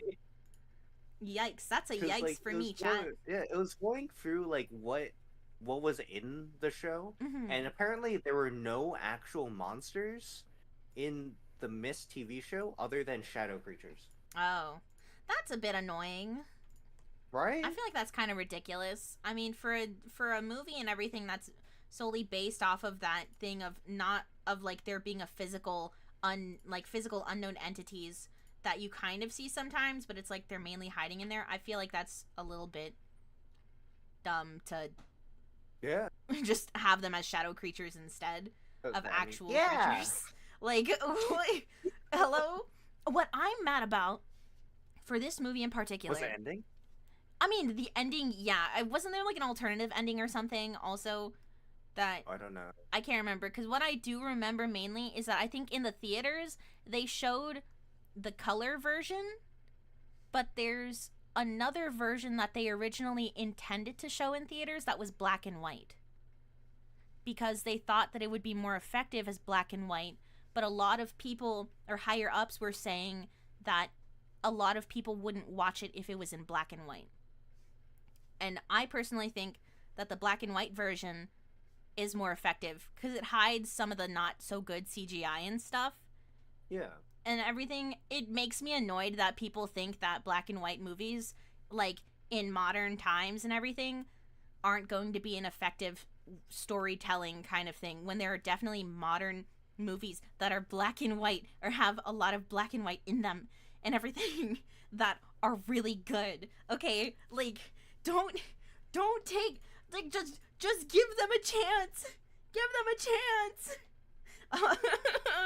Also, Civic says, like my terror list for the Mist series. Yeah, love that. Actually. Yeah. Like, okay, I'll be honest. I feel like the main draw of the Mist is like you said, the creatures. But like when you actually see the creatures and you like see them fully and like what they can do to people, I feel like that to me is like the best part of the movie. But when you take that away and you're just like, oh yeah, shadow creatures and insanity or like hallucinations, you're just like, okay, well, you're fucking with me. Stop it. Don't do Mhm. that. Yeah, like okay. I feel like that's how I felt when I was watching A Quiet Place Day One. I'm not gonna lie, like that's how I felt Yeah. watching that. Like it was scary to not see them, but when you did see them and you saw what they were capable of, I was like, holy crap. Because like I think I Yeah. told you this before, but I watched The Quiet Place Day One, and that was like the only one that I've seen from the series. Really? I think so. Either that I might have watched one of the other ones, but I didn't watch the original one. I think. Yeah, I didn't watch the first Quiet Place movie, but I watched Oh, the you part watched the 2. second one? Yeah, I think I watched Oh. part 2 and then I watched day 1. I never I didn't watch the first one. Okay, I'll be honest. I actually preferred the first one over the second one, and I preferred day one as like a separate entity. The second Mhm. one was kind of not smart to me. I can understand that. I think from what I've been told, I can definitely understand that cuz I really loved A Quiet Place Day 1. Yeah, I no, it was good. I loved that so much. And I feel like as that separate movie also it's so good. I also cried during the end of that one too. I cried so much at the end of that one. Like they okay, I don't want to talk about it because it's not fully on our It's not on the on the list. list. Yeah, so Will you draw out the the DVD cover? yeah, I can show that out. Have you watched it? The last I time we have talked. watched Oh, it. you watched The Quiet Place Day 1. We Okay. talked about this today, 30 Oh minutes shit, before right. stream. I'm sorry. I got nervous. I was too You don't have to say nervous. sorry. I was too nervous. I was like going back and forth.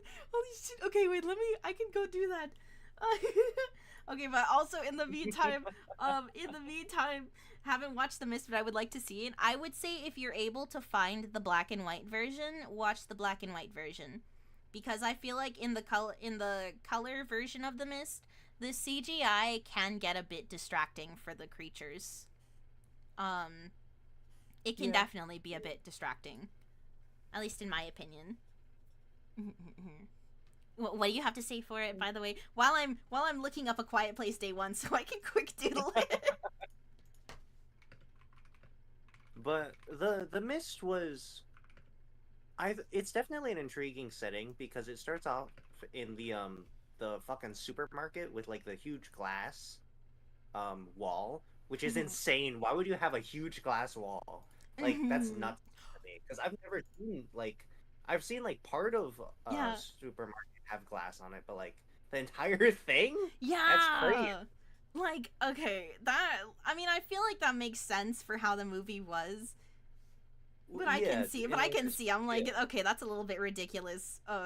To make that me also me at people that are making all these buildings with just like whole glass walls and stuff. I'm like, all right, okay, because of It's like architects. Yeah. well, there's like no privacy. Someday it's gonna be like you go to the bathroom, it's all glass. You're like, I oh, mean, what the there fuck? there is that bathroom in Japan that is technically all glass, but when you do go into the bathroom and you use it, like there is a little thing that flicks on or whatever, and people can't see through it.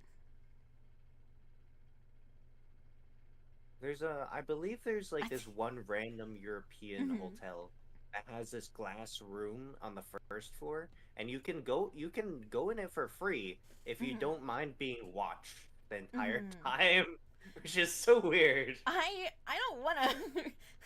No thanks. I think I'm good. Oh my god, I don't know. please. I like my privacy personally. Me too. I think privacy, I think that's pretty good. I think that's pretty cool.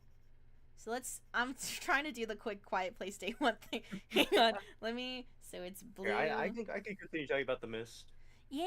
Um, but like there are definitely creatures in it that like were super cool. Like okay, spoilers, obviously.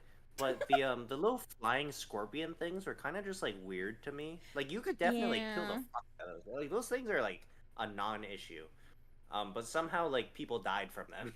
which I guess, Yeah. yeah, it's bound to happen because of the amount of people. Oh my god, you know who I hated? The religious person. It's always the Oh religious my people. god! The religious They're like, person in that? oh, And I'm trying to like make a little thing, like a mini religion thing. It's like, oh yeah, it is the end of days. It is the end of days and we are the chosen people or whatever. yeah, And I'm it's like, like, shut why up! do people listen to them? Yeah! Like it's fine to be a little religious, right? Because it's like you're praying to your God Mm, to not die, but like when you're bringing other people and you're like, all right, guys, we're going to start this mm, whole movement and we're gonna kill everyone yeah. who's not Oh, us. oh, And one it's sec. like you're going insane. One second, one second. Sorry. Mhm. Thank.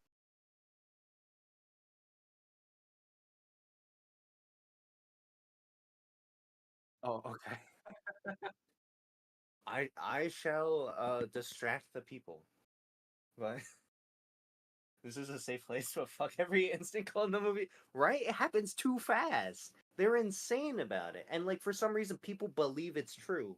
Like I guess they want to like save themselves or something, but like I feel like the best way to save yourselves is by actually doing something and not just listening to someone prattle about like how you're a chosen one and you're definitely gonna survive. Like it just doesn't make sense.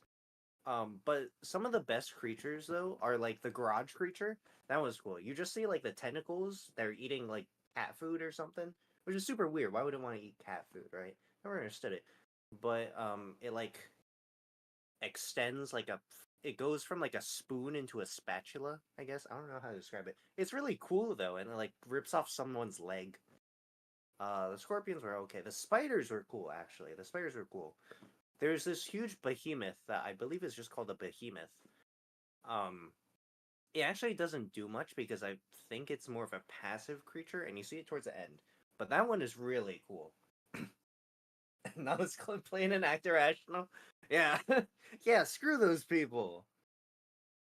But like, oh, there's some creatures who you see for like an instant in the mist, right? And that's like to me, that's one of the best parts because it's like, oh, will you see it later? Will you not? Some of them you don't see it later, which is kind of sad. But they actually have concept art, I believe, for most of them. So if you want to like check them out after the movie, you could definitely like look at them and be like, oh shoot, that's that one. And they don't look exactly the same, but they look close enough. But like, oh, the ending though, the ending. Oh my god! Like the main reason I watched The Mist is just for the creatures. It's a creature feature, right? It's all about the creatures. You like big monsters? Big monsters are some of the best ones. The Godzilla movies are so good, but like the big ones just have so much detail and they're so interesting. Right? And then you get to like the stupid little scorpions that can fly, and you're like, what the fuck are these guys? Like, why don't they just like grab a fly swatter? I don't understand it.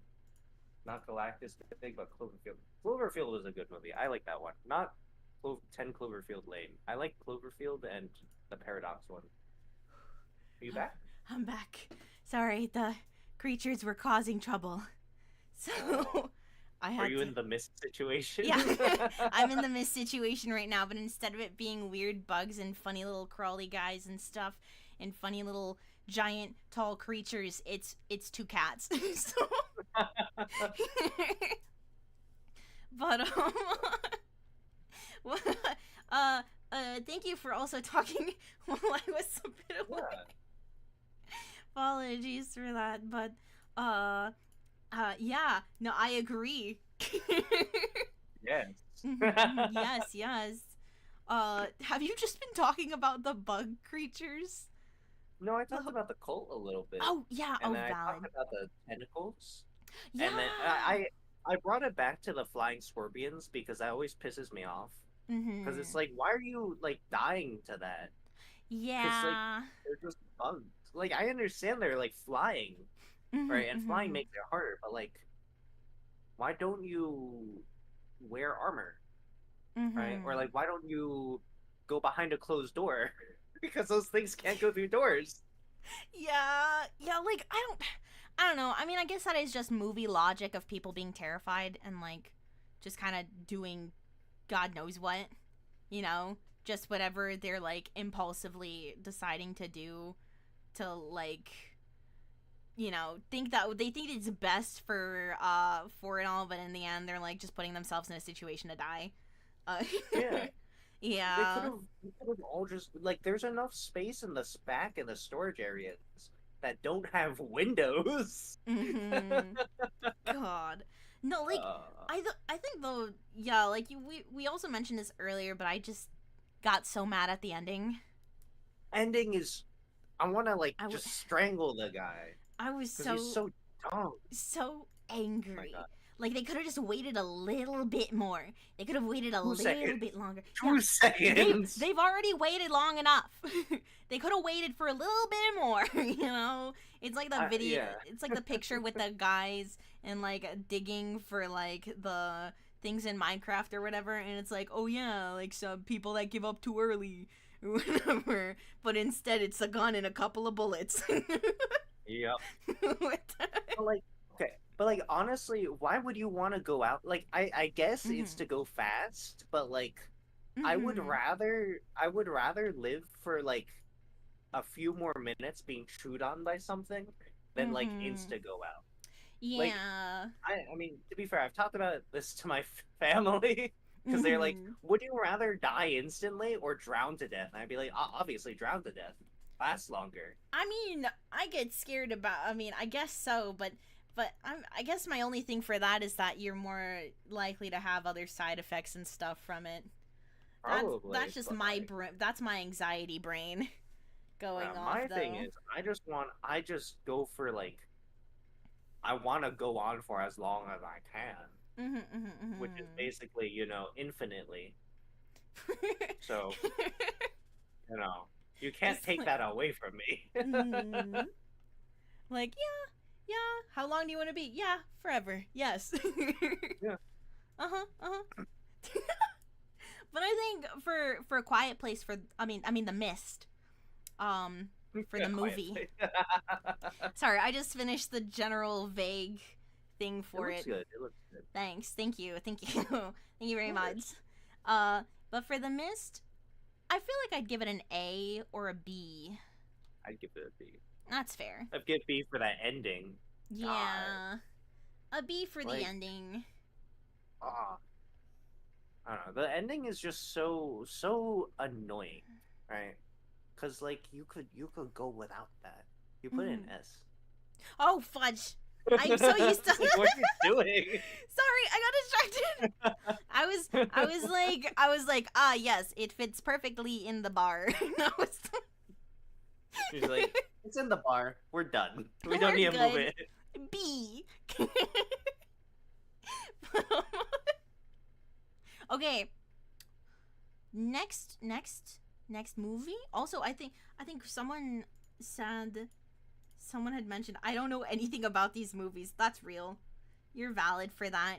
Where And yet we're spoiling them for you. Yeah, we're spoiled. You're spoiled. Get spoiled, nerd. But You haven't seen any of these movies? Stop watching the stream and go watch them right now. Actually, yeah. What are you doing? Please watch Yeah. the movies. Hello. What? When we reach Tremors, if you haven't seen Tremors and you're still chatting, I don't know what to say. if you type have not seen Tremors in the chat, you're banned. Oh God. How But long is Tremors? Like an hour 34. You're gonna be banned for an hour and 34 minutes. yeah. Wow, you really want to be banned for a 90-minute movie? But okay. The next movie, Bodies. I found this. We had a bit of a talk about this. Yeah, I think we're in disagreement with the placing of this one. Yeah. I think this is actually one of the only ones that we're in disagreement with. I think so. Cuz I don't think you found a lot of the stuff to be really annoying in it, right? Yeah, because I have to Yeah. deal with it in real life. You're like, this hits a bit too close to home. I don't like this. 3 out of 10. Yeah, I'm still in college, and there's like literally people who exist like this sitting next to me in class. I'm like, why do I have to watch a movie about this? I can just go to class. That's crazy, though. I mean, I understand that. I can understand that, like, it being a little bit too bleh. because I've interacting in college with that. I mean, I feel like that's why it's so effective. That's my thing, and Bodies, I feel bodies, like it bodies, or college? for the movie. I feel like it's like they were made to be annoying and frustrating and Yeah. pains in the ass. Like pretentious, self-absorbed little freaks. They were made to Yeah. be like that. So that's why I like it so much, because it's so effective at how they are portraying the characters. You know? I absolutely agree with that, and that's Mhm. actually the reason I don't like the Yeah. characters. Yeah. Like, I mean, here's the thing. I there's a lot of characters in certain series that I really don't like. Like, I don't like any of these characters in the movie. I think a French girl's okay. I mean, Or the is French he girl is French? okay. I think the one boyfriend guy, but even then he's weird, because why the hell are you dating this college student? But, like, okay. Like a 30-year-old. Right? Yeah, I think he is 30. He's a little bit of a weirdo for doing that. Can you not do that? It's kind of weird. How old is she? what why are you even here? Also, who brings someone that they just started dating to like this isolated area with like a bunch of other people? You know what I mean? I don't know how else to explain it, but like if it's someone like why are you doing that? Why Like are you you just met bringing this this person. character to like a place with your friends? Yeah. It's like you don't know anything, especially for her. She didn't. All she knew was like what his signs, his zodiac sign or whatever. And that he was a vet, but she kept on Yeah. calling him a vet instead of a veterinarian. Yeah. So everyone was freaking out that he was like a vet, and then they saw all of the things with like the maps and the compass and everything in his bag, and said Yeah. that was a funny scene though for everyone finding out that that he was a veterinarian and not a vet, like a war vet. Only after he died. Yeah. Afterwards. I mean, to be fair, he was trying to grab the knife out of their hands, right? Yeah. I mean, look, if all of a sudden you as a stranger are alone with several other strangers and they're starting to be really weird towards you and they're starting to like, you know, basically Take out knives and point them at you. yeah, point them at around you and in- imply that in a they are going basement. yeah, in a basement, and them imply that you are a bad person and they are going to try to kill you because they think that you are a killer. Like, self-defense I feel like is necessary. Yeah, I think you should also de-escalate the situation. Be like, Yeah. so I'm actually not the killer. Yeah. Like, I mean, that's also important to do, de-escalate the situation. Yeah. But, like... If it's a one-on-one, though, you could definitely take him. Actually, I could. Actually, Yeah. I would, I don't, you know, I mean, I go to the gym, I work out, got an 18-pack, you know. 18-pack, it goes all the way up to Yeah, the neck. all the way up to the neck. But, no, I think another one of the scenes, because I love how quickly they devolve into, like, actual chaos from the one guy's death. Yeah. And, like, just assuming the worst out of everything, and then they're just, like, straight up going against each other and making fun of, like, each other's shit that they do. Like, the podcast. The fucking podcast, yeah. Like, all of this shit and them killing each other just to find out in the end that he did that to himself because he was trying to, like, freaking, record a video? He was recording a video of him opening up a champagne bottle with a giant-ass sword. Yeah. Sharp. But, like, he did it... He was trying to do it away from himself, and then he was like, I give up. I'm gonna do it towards myself. Yeah. Like, what are you doing?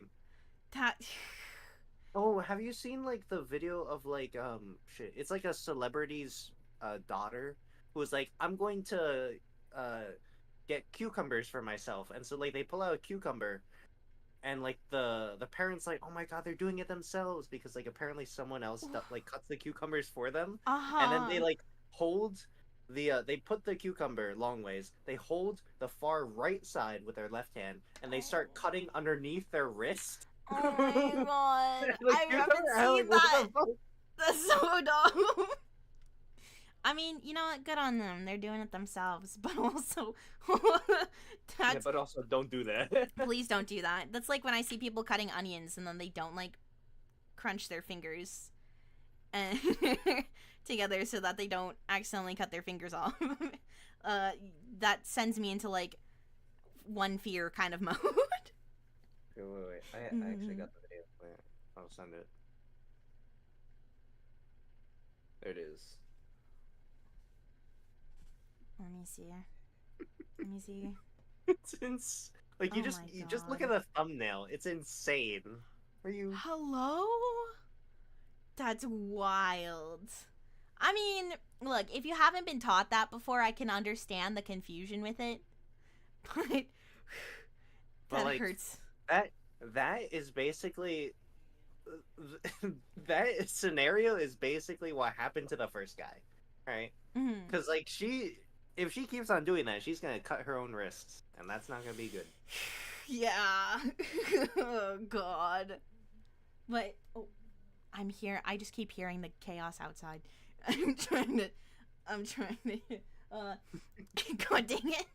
But for the movie, what would you rate bodies, by the way? D for depressing that it relates to my real life. I mean, I guess that's fair. I was gonna say like B. We could put it in We can C average a C. tier. We can put it average in a C. C tier, I guess. I suppose. We'll compromise. End of C. Yeah. Okay. God, shut. God dang it. All right. This is closer to thriller instead of horror. But This one's great. I love this one. I love Godzilla -1. This one's absolutely fantastic. I've watched it. No, you? I was gonna say I haven't watched a lot of Godzilla movies, but out of the ones that I have watched, I like this one the most. This like because I appreciate how the perspective is on the main character, where he is trying to build this family, trying to get like his work all together, like the before, during, and after effects of the disasters caused by Godzilla, you know. Yeah. Like, and I seeing his wife, like like when his wife dies, the wifey dying, and then like him having to raise this other, like, this kid on his own still, which I think because the kid was abandoned and everything, like, after everything, right? Yeah. And like it just made me so freaking sad. Especially when like the wife saved him by like shoving him in an alley, Yeah. and then she was like blown away, like literally flies away. Yeah. Like, at least assuming that the wife has died in there. That's what because I can't remember, is she actually alive by the end? I can't remember now. Spoiler. I thought she was. She's alive at the end. Yeah, just okay. really fucked up. Yeah, okay. Sorry, my brain is, I'm half distracted right now by like other things that are going on by the Bartholomew chaos. But yeah, no, like at that point, because I think when I was watching it, I thought that she had died and I was crying a lot. And then at the end of the movie, okay, now I remember. Okay. Okay, my brain. I'm gonna tag out in a second. I'm gonna tag out. Okay, it's okay. But I enjoy seeing it because I also think for a lot of the movies, there's certain types of focus that they have, and they do, at least from what I know, it does focus a lot on like the effects and everything. I know one of the other more recent Godzilla movies had another really strong focus on like the military approach, and a lot of that through the movie. Was it Shin Godzilla that did that? Shin Godzilla definitely did have the military in it a lot. Yeah, a lot more of the military focus for it. But seeing how this focused on one specific person, because I don't know how other Godzilla movies work. I don't know. What do you mean? I don't know what the main focuses are. If it's just like, oh, this is Godzilla, like if the main focus is on Godzilla's terror, or if the main focus in other Godzilla movies is like focusing on civilian interactions, the effects of it, like the effects of civilian life afterwards, or like the military, like the effects of the military's response to Godzilla's terrors. I'm not sure what the main focuses are. And I feel like I need to get more Godzilla movies in my life. In order to have a more clear grasp. Because at least for this as a separate movie, for like focusing on the main characters, like the woman that's helping him out, that eventually they're all, together and everything. The kid that they're raising together, along with like not even just them, but like the auntie neighbor that is also pitching in to help take care of her, like the connectiveness of the community after the tragedy, like yeah. I'm not sure how strong of a focus that is in other movies that are in the Godzilla franchise, but I feel like it's a very solid grasp for a lot of the character interactions, for a lot of the story for this, and I like the end. So average, if that is for Godzilla, an A at minimum or S, I can agree with an A. I can agree with an A for that. I can agree with an S. I can move it to S. I can put it to S. Because I feel like I can't give a solid of a thing for this because I'm afraid that I don't have the full concepts or grasp of the concepts for the movies. I don't think you have to have like a full concept for any of the other movies. Okay. Because this is more of a one-off, at least for one-off. Okay, yeah. Gotcha. All right. I'll definitely say though, the core ideas of the Western movies, the MonsterVerse ones, are bye average. Bye average. Have a wonderful rest of the night and take care of yourself. Thank you so much for stopping by. I appreciate it. But the core concept of like the Western movies is like focusing on humans like somehow making a difference in how Godzilla takes down a kaiju, which makes no sense. But personally, I don't like the human parts of the recent movies. That's a little odd. I feel like that partially goes against some of the I at least know the things of like the basis of what Godzilla is based off of, the socio-political commentary on it, and like the yeah.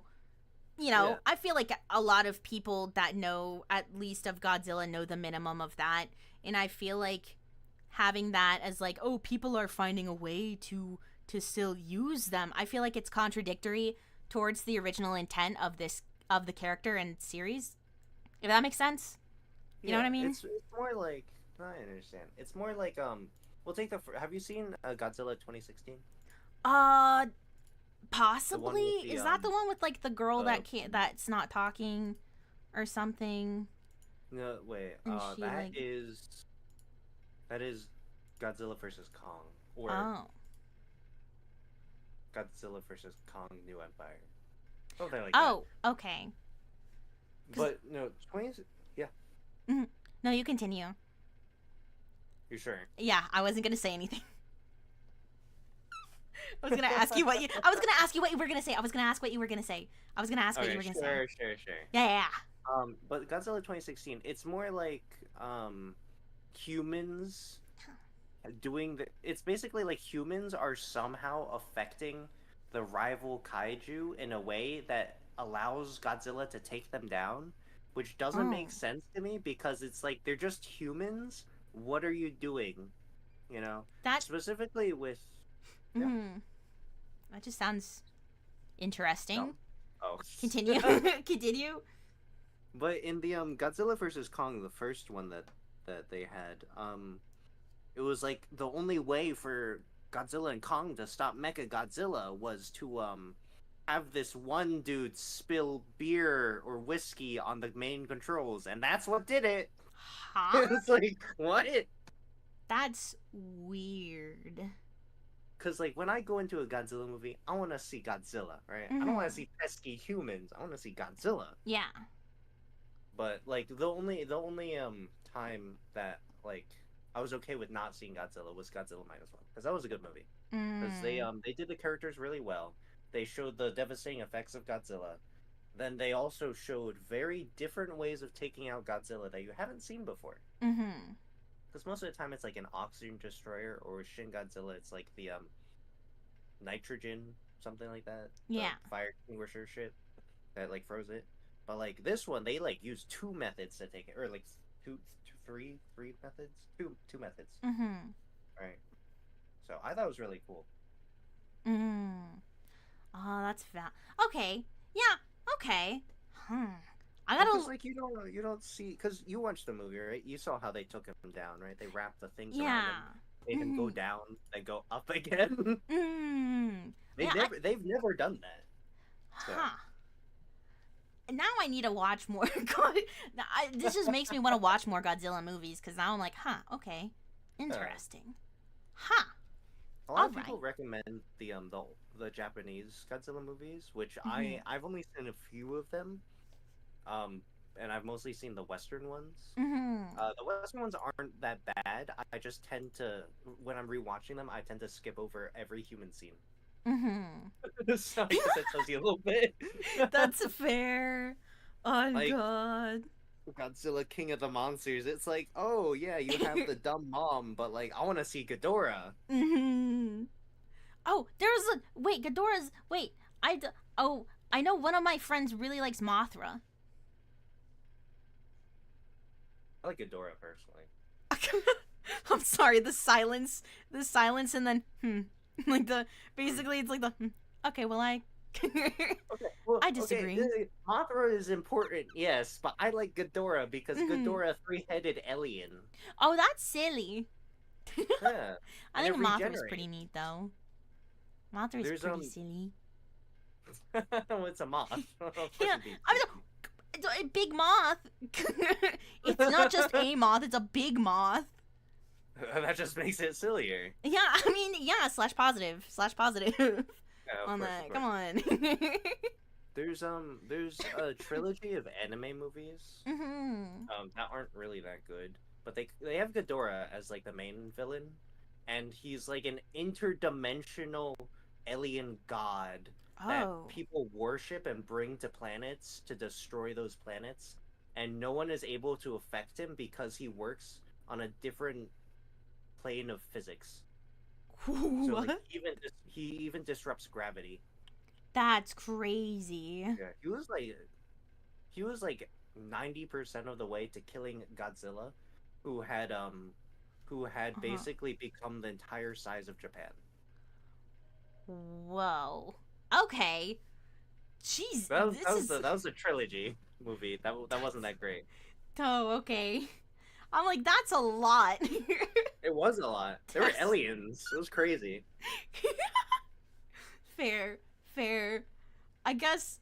I mean, okay. I'm not gonna think too hard about it. I'm not thinking too hard about it. I'm like, now I'm like thinking too hard about this. I'm like, well, but if there's the aliens, but where does that fit in with like the meanings and the what is it? With the, with the initial Godzilla meanings, I'm like, where do aliens pop into this? The meaning, the theme behind the trilogy movie was technology bad. That's basically what amounts to. It's like the technology that humans use fucks up the environment or whatever, so don't do that. Oh, no more technology. Like a force of nature. I like technology. I would rather put technology before plants, personally. That's probably a me thing, but... Do you know who you're talking to? Jess, hello? Bad. What the fuck? I'm just a cat, please. Jess? Listen. I'm just saying, the humans in Avatar might have a point. Oh my god. Okay, next movie. Let's talk about Quiet Place Day 1 real quick. Let's talk about that. What are your thoughts before I go into it for this? I think it's actually a really good movie, even to start off watching the Quiet Place franchise. They Mm-hmm. give off a really good sense of like dread slowly. Like it happens so fast, and then it happens so slow, and like the the difference between the pacing of like how they show the monsters in like like attacking and then the Mm-hmm. pause and then more attacking, Yeah. it just makes it feel more tense in a good way, slash positive or something. Yeah, you got the lingo. Yeah. I thought it was really funny though how Mm-hmm. spoilers. I like how it was really funny how the main character wanted to go for pizza. Like, Yeah. it's like if it's the end of the world, you're gonna do what you want, and that's such a you do what you want situation. Honestly. And it just like go for it, go get that pizza. I just found it. I did find that really hilarious through the whole time. She's just like, okay, and I just want this pizza. I just want to get this plate. I want to go to this place. But like, by the end of the movie, when there's the explanation as to why she wanted to grab that pizza so badly, like, with all the stuff about her dad and everything, and then them going into like the little bar place and seeing the place where her dad performed and everything, and just the sweet thing with like, even though the pizza place had been destroyed, like the guy coming over, grabbing a different pizza, writing the name of the pizza place on it. Hmm. Like that was just so sweet of him. And the chemistry and the dynamics between both of those main characters is so good. Half of me is like, well, people can't be that fast to like be that connected. But also I'm like, no, it actually and then I'm like, I mean, but also it's just a movie, you know. But no matter how fast it is, like my brain was like, hang on, they can't like be they're talking like they've been friends for years, but also like But also it's apocalypse. it is the apocalypse, so time probably goes faster with the apocalypse. But what I like their interactions. I feel bad about the freaking cat. It's so Yeah, frustrating. I want to love the cat, but also the cat gets them into so much shit. I know. It's yeah, Like, pets in that situation are gonna fuck you up. It's a sad yeah. thing. Ah. Yeah, I'm like, God dang it, kitty. just Mhm. just don't do it. Just don't move. Don't meow meow. Please. But it's gotta. Mm-hmm. But like, yeah, no, see, like I said, I'm not fully familiar with the ways that like A Quiet Place, at least in the original movie or initially, like kind of handled the things, those creatures. At first, I thought I would be a little bit more put off seeing those creatures a little bit more, but I think they handled it very nicely. Where I think a lot of the groupings and stuff for these like seeing the creatures that are attacking them all, I think it's just far enough for how it looks so that it's not distracting, and there's still a certain vagueness for how they look, at least to me. Like, you do Yeah, know no, how they look, but at the same time, like, you see when you see them crawling on the buildings and stuff, like, that's creepy as hell. mm-hmm. Like, oh my god. I I got I told you before, and I think I can't remember if I said it on the stream or not, but I was sobbing like an absolute fool by the end of the movie. Uh, was especially when she sacrifices herself and gives the guy her cat and the jacket from her dad. Mm-hmm. Like, and seeing him put on the jacket, like, and be in the rescue boat and everything. Because, like, the creatures, I think they can't They can't traverse through swim. water. They can't swim. Yeah, they can't swim. So they just kind of drown, I think. Hopefully Mm-hmm. they just drown. Yeah. But, like, that and, oh my god, the scene where they're in the underground tunnely area, Mm-hmm. and the one creature is like on the wall chasing after them, basically. Holy Yeah. crap. That was a close one. Yeah, like my heart was racing during that. Like I was like, ooh. But I think overall a lot of the dynamics and interactions are good. The pacing I think was pretty solid as well. I loved how like by the end of it I was in tears. I feel like it wrapped up the arc for the character very nicely. Mhm. How she also just wanted to she grabbed her technical pizza. She enjoyed her time. And then at the very end just like taking her headphones and everything out and like using the speaker to just get one more song listening to her favorite songs like from her dad and stuff, just to die the way she wanted to go. Mhm. Like instead of her sickness or whatever. yeah, and I mean like I feel like that's also just her in general, how no matter what, even during the flashbacks of her in that sick group and everything, like how she still wanted to do her own things. You know, it's a very solid, very beautiful movie, and I would recommend it. Even if you haven't seen the first Quiet Place movie, that's okay. I haven't, and it's really solid still. I don't need to know anything about it. I just need it because they basically kind of reintroduce certain things to it anyways. So yeah, but yeah, I'd put it in S tier. We have so many S tiers. Yeah, I was thinking about putting it in top of A. Oh. Yeah, cause like, I don't know, does it hold up to the S tier things? Maybe not, but it's true. It's better than the Mist. Okay, yeah. I don't know, just that ending, just like every time I think about it, the more I want to put the Mist in a lower tier. we can put the Mist in C. Like just slowly lower it every few seconds. Just there we go. Yeah, Mist is There in we C go. now. There But we go. It had to be done. I do gotta get going soon. So we're gonna skip out on Nightmare on Elm Street and Cabin in the Woods. But I eventually want to talk about those. Maybe during like a drawing stream or something. That can also be done or something like that. But movies are perfect talking material. We're gonna talk about Tremors now. We're gonna fucking talk about Tremors. Oh my god, I have seen Tremors like 8 or 9 times. I've watched every single of the 7 movies twice at least. I remember watching them because someone that I knew said that when they were growing up, they had like an actual pack of all 4 of the first Tremor movies. And I'm like, oh wow, that's wild. That's crazy. That's crazy. I need to check that out. When I check that out, do you mean like steal it? Yeah. Just yoink.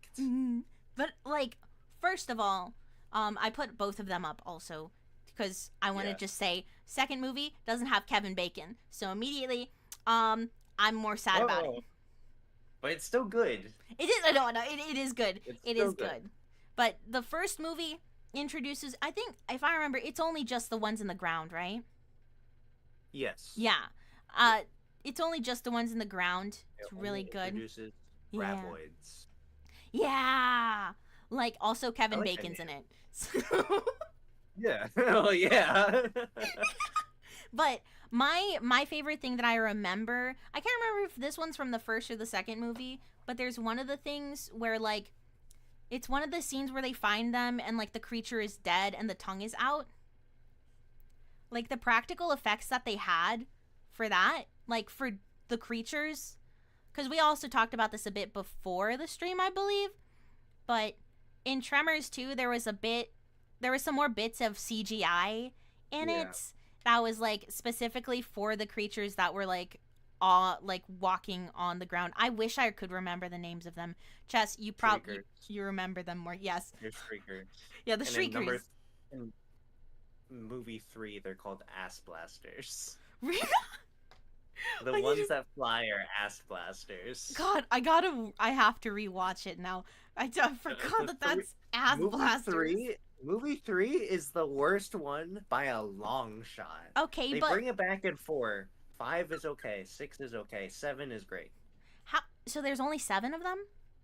There's only 7, I say that as and if Burt like Gummer's 7 isn't a in all lot. 7. Yeah, it's more than I'm like only 7. Pathetic. I'm kidding. I'm kidding. I No, think, but I think movie 7 came out in like 2021, 2022. Very recently, actually. But Really? all of them star Burt Gummer. Oh yeah, that's the. Oh God, wait. Let me look at. I have to look at his face. Burt Gummer. He's right there on the DVD. I'm not. Wait, I'm good. I can't see him clearly. I can't see him clearly on there. Yeah, the Like- orange sunset Oh, or the yellow yeah. sunset is blinding. Yeah, the guy with the. Okay, I love his character. He's so good. He's so good. God, Bro, I the way love. he- Mhm. Look, He's iconic. God. yeah, he is. That's why he's in all Christ. 7. Yeah. The way he rolls up with a in the first movie, you think, oh shit, him and his wife are dead. You know, the graboid struck Yeah. their rec center, and then like it cuts back to them. They're like, oh shit, what are we gonna do? The camera pans slowly to their entire wall full of guns. Yeah. It's like 30 different guns, and they just go through all of them, and it's like a gun fest. And then at some point, they're like, all right, time to break out that elephant gun. And like 2 shots of it destroys the fucking graboid. It's dead. See, I loved being able to see everyone's different reactions to the creatures. I think there was a lot of shots that were like kind of like I forgot the types of ways to describe it. You know, like in Evil Dead, where it's like that one point of view shot and it's like the fast moving camera things and everything. I think. I can't remember what they're called. I can't remember what Like, perspective it is. Okay, wait. I can't remember this perspective. Like Yeah. first person? Yeah, like the first Third person, person? First right? They were person? first person? First person is where you're looking through the eyes of someone. Yeah. Yeah. Cuz I for some reason in my brain, sorry, I'm like That's fine. there was one scene that I think I remember where it was someone that was trying to hide in something and there was the tongue of one of the creatures that was on them. I think if I remember that correctly, unless oh my god. Now I'm freaking out. I feel Wait, for Tremors or tap another out, movie? tap out. I feel I don't want to talk too much. I don't want to talk too much. I feel like I've been talking too much about a lot of the movies. No, now. I don't think so. I think Okay. it's fine. Okay. But tap out. Okay. Honestly, the way that they introduce the graboids, there you go. The way they introduce the graboids is really cool because like they start off like in all honesty, Tremors and Tremors 2 is kind of similar, in like pacing to Alien and Aliens. Right? Oh. Mhm. I can. 'Cause Tremor, yeah. Mhm. Yeah. Continue. Sorry, I understood No, that. you. I was like, oh, that just clicked in my brain. That made sense. Well, it does make sense, right? Because Yeah. Tremors 1, it's like they're learning about it. They're like, oh, fuck. Yeah. There's like 4 of these guys. We gotta take him out. And they take him out in different ways. And they also do pole vaulting to get away from them. And they're, in all honesty, Tremors is one of the movies where they just make smart decisions throughout the movie. And it's crazy how reasonable their decisions are. like Like, continue. yeah. No, you continue. No, you. Go off. No, I think. Go off. Okay. Go off. Okay. Well, there's one where they're like all shouting to get the creature's attention, and the girl, she like kicks off the piping to the water, and it just unleashes a bunch of water onto the ground. There's another situation where like they're like, oh, we need to distract the creature so we can run to get this vehicle that the creatures probably can't turn over, and so they like take a rope, tie one of the lawnmowers steering wheels to the pedal or something, let it go off. Oh my god, the ending where they take one of the pipe bombs that Burt Gummer made, because he made like 20. They like because the pipe bombs basically scare the creatures into going faster away from the bombs. So Kevin Bacon, he's just like, all right, I'm gonna stand here at the edge of this cliff. I'm gonna take this pipe bomb with a very short fuse, chuck it behind the creature. It's gonna explode towards him, and he jumps out of the way just in time and says, "Can you fly?" as it lands on the bouldery ground and dies. Like, And that was so good. God. Because I think all these characters, I feel like these characters were made to be in survivalist situations. I feel like it. Yeah, I mean, For 'cause sure. Kevin Bacon and Earl, I forget who plays Earl, but I just like how we're calling him Kevin Bacon. he's just Kevin Bacon in all the In movies. any movie he plays, he's literally just Kevin Bacon. Yeah, you see him in Guardians of the Galaxy. Oh Kevin yeah, Bacon. the Christmas special. Yeah, Yeah. Oh but god. I'm looking Kevin up his Bacon name and now. Earl are Earl Bassett. They're handymen. I think his name is Valentine. Yeah, Valentine Oh, McKee. yeah. Is that his last name? That yeah, his Really? last name's McKee. Ugh. Cause like I think they should just stick to calling him Valentine. let's just stick to calling him Kevin Bacon. Yeah. Cause wasn't the way that they learned more about like how they find things by sound, wasn't that through like the radios and stuff that they were using? Was it? It was. I Oh, think. wait, Was it? Or they used a lot of the they used the radios for. Yeah, the Graboids got a bunch of the radios. Yeah.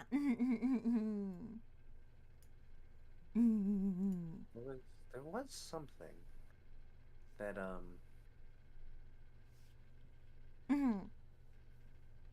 Oh, it was when they were riding horses, and the Graboids got the horses because they were galloping, and then when Valentine and Earl just stood still, the Graboid didn't know where exactly they were, and then they started running, and then when it killed itself on the concrete by going too fast, Yeah. Oh, that was. then they were like, "Oh, there you go." Oh God. Now because I think I mentioned that I need to rewatch Tremors. I really need to rewatch it. I'm looking at this stuff and like I'm looking at some of these things because I was trying to look up Kevin Bacon's name from the movie and I saw how there's an official illustration on the anatomy of a graboid, which is crazy to me. Here, let me see if I can save this image. I want to send it to you. Save image. Thank you. No, I don't want to download the file. Stop. I don't want to download. Just leave me alone. Okay. I sent it to you. Yeah, that seems pretty accurate. Yeah. I appreciate you like double check. Yeah, that's fair. I'd say it's accurate. Well, it's got the little spikes to move around. That's probably how its intestines would look. It's got like the sacks for the shriekers. Wait, no, it doesn't. That's just a human. Or like, is Never that? mind. Oh, was that a? No, Oh, is that a I thought that human? was like an egg. Like, isn't that that? It says it's the stomach. Yeah. Because like that's a human hand. That's not a shrieker body part. Yeah, that's its stomach, so it's probably digesting a person. Yeah. In that. Oh hell yeah. The American graboid. Mm. Which is fair because there's also the African graboids, the Alaskan graboids, and the genetically modified graboids. I just thought of the Alaskan bullworm. So hearing Alaskan graboid, I'm like, oh. Yeah. Oh my god, the African graboids, they jump. They're crazy. Oh, wait, what movie is? Wait. That's the fifth movie. Oh.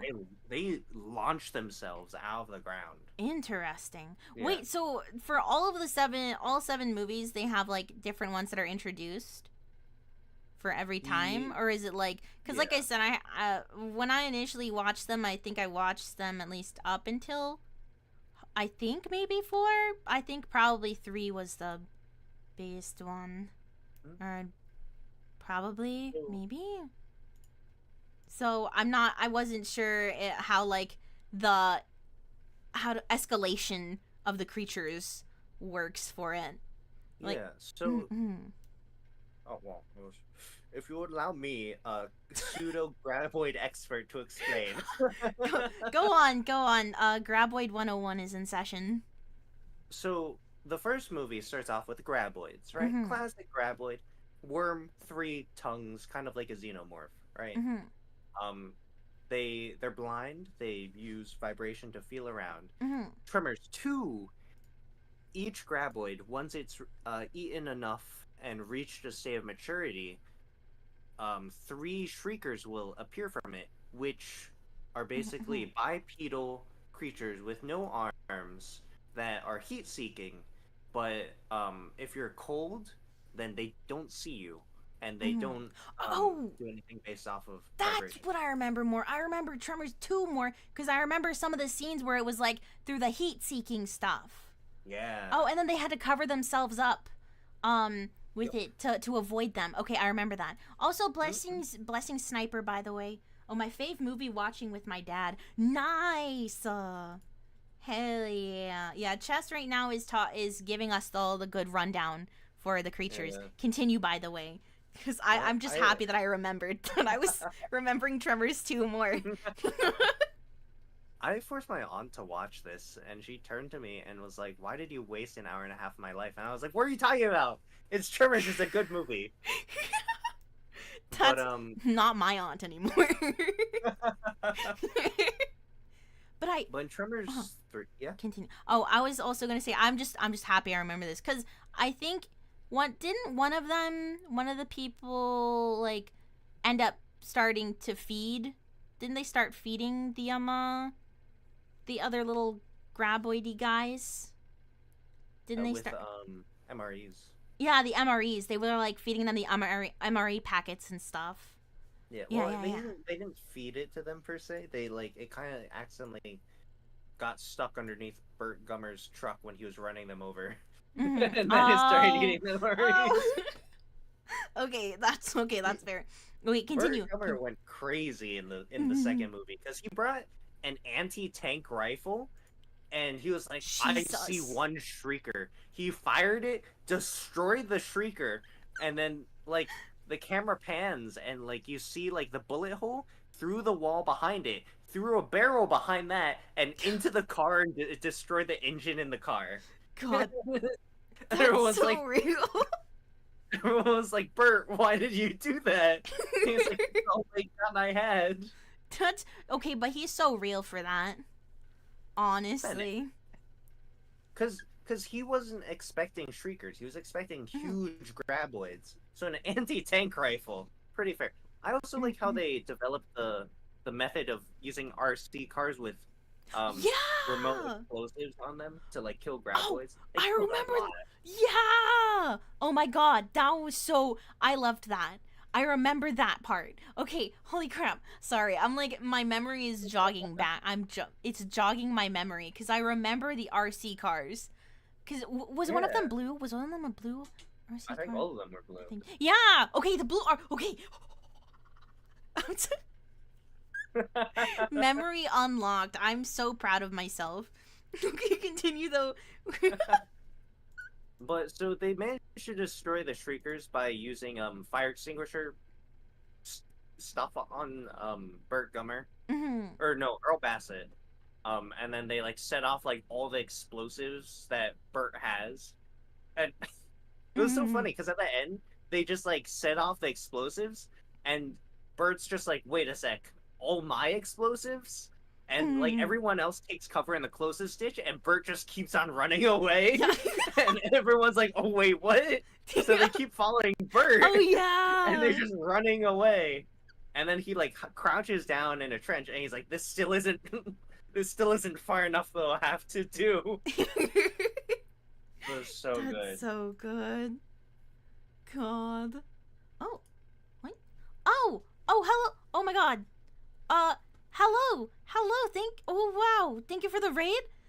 Uh, hello. Oh wow. Hello. Oh God, Tremors. Yeah, we're getting the final bits of a tier list here. I'm collabing with Chess Ire right now.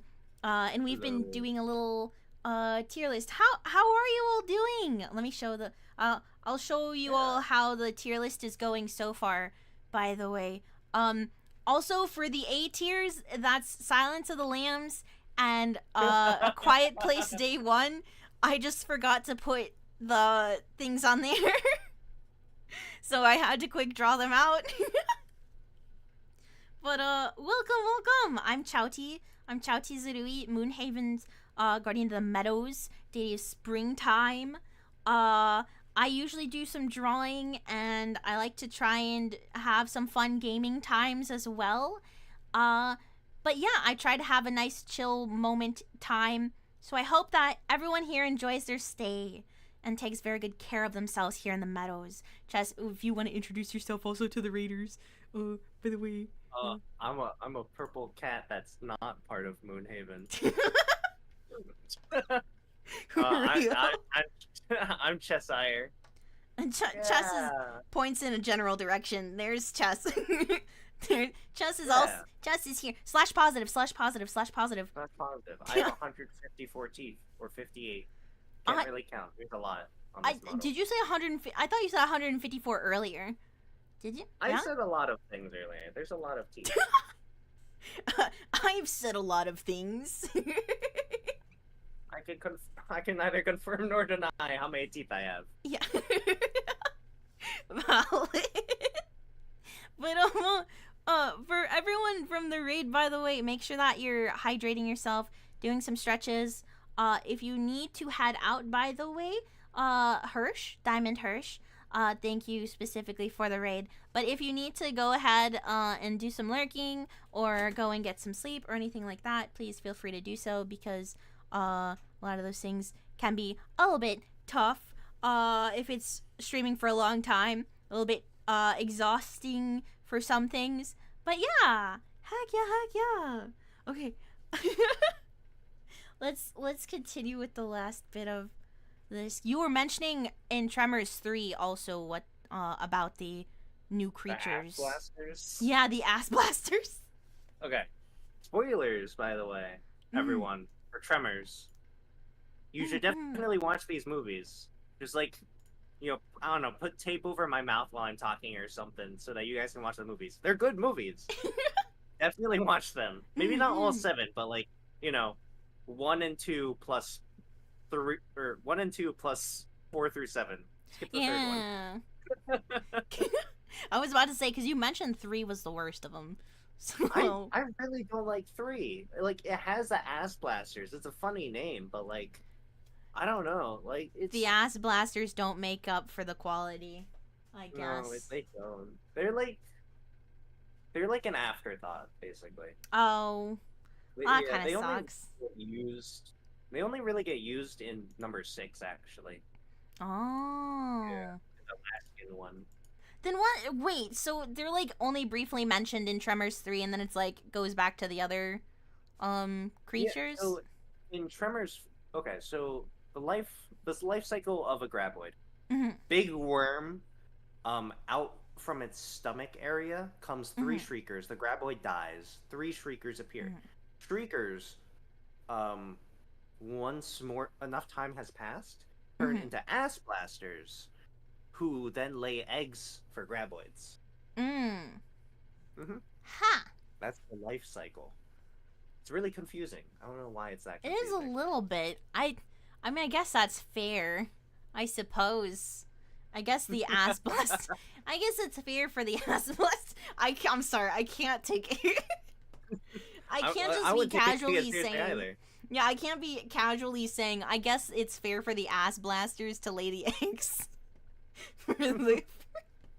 So how the ass blasters work, though, is they produce, I believe they produce methane from their rear and ignite it, which causes an explosion that sends them into the air, and they glide through the air that way. I feel like that's just a whole fart joke. I feel like that's, I literally, okay, I can understand why 3 is the least favorite, because it just sounds to me like it's just a whole movie based off of a fart joke. Pretty much is. God dang it. Because I mean, both of them, 1 and 2 have funny bits to it, but I don't I don't know if I would say that it leans in the most towards comedy. 3 to me just sounds more mainly comedy or comedic. Yeah. Okay, but about 4? 4, they have baby graboids, and it's in the past. Mm. So instead of perfection, Nevada or whatever they are, it's called rejection. Oh. But it's in the past. They bring back like all the original actors except for Earl Bassett and Kevin Bacon. Damn it. I know. Kevin, please. Okay, it's fine. I'm okay. I'm coping. But they have like the baby graboids that like leap out of the air, and they're basically like land piranhas. And then in 5, they have I don't think they have ass blasters, but they have shriekers, and they have graboids that launch themselves out of the earth, and those are the African graboids. Then the Alaskan ones, they mainly rely on ass blasters to navigate through the air because that's how their helicopter crashes. And I believe the graboids themselves are more ferocious because they can tear through rock. Oh, The interesting. one, it's like Jurassic Park Yeah. because they make a park, but then What? well, it's not like a park for people. It's a park for hunters, and they genetically modify the graboids to be even more dangerous. Why do you do that? Oh my, that's okay. Look, they're already okay. Because here's the thing. The first thing I was gonna say was like, okay, yeah, that's a little bit OP because like at least in the first Tremors, they were able to go on rocks and stuff like that to like avoid them, if I remember correctly, or they were able to go on like other hard surfaces like that in order to kind of avoid them for the most part. So like, I cannot. I feel like that it's a reasonable increase in fear and like difficulty for those creatures, but like why genetically modify some, like, if it's okay. That just hurts me. Okay, to be fair though, they genetically modified multiple of them, but the most powerful one couldn't create shriekers. It could only stay as a graboid, I believe. And so the rest of them turn into like shriekers and stuff. And like the beginning scene is basically like Jurassic Park, where it's like, oh, clever girl, and then they die. So the shriekers like taking them out. But it's a great 7th movie. I feel like it's probably the last in the franchise. Burt Gummer's in all of them. It's lovely. Yeah. He goes insane a little bit in the 5th one because he starts like trying to drink his own piss so he doesn't dehydrate. I mean, I'm not gonna lie, if you've already been through 4 movies worth of like these creatures constantly being in the places where you're at, to like, oh, thank you so much for the gifted subs. Thank you.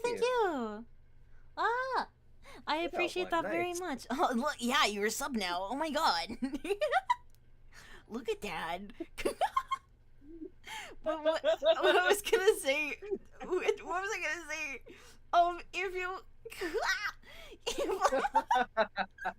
If you've been through 4 movies worth of like being in places and these creatures are just there with you, you know, like I would start to lose it a little bit myself by the 5th movie, probably even a little bit earlier, not gonna lie. The first movie? yeah, because it's like at one point it's like, okay, now this is just ridiculous. Like you think you're safe and okay, and it's like, oh no, it's another one. They had to they basically forced him to come back in the 7th movie because they were like, we fucked up, help us, and he's like, no, and then at some point he says yes, and he's like. He gets like so pissed at them because he's like, why did you do this to yourselves? Like, okay, like, well, why do I have to clean up your mess? Since you asked nicely, parentheses, you have messed this up so badly that I no longer have faith that you can fix this. But God. No, like, all I remember, though, I need to watch the rest of the Tremors movies. But I remember these first 2 being so iconic. And like, I mainly mentioned it in the beginning, but I think my main other thing is I just like the effects for it where like the tongue just looks so slimy. for the Tremors. When they're putting it on the children's shoulders to Yeah. take pictures. Yeah, like yeah. That's so weird. It was. I'm sorry. It's like it's intriguing. Like no, it's.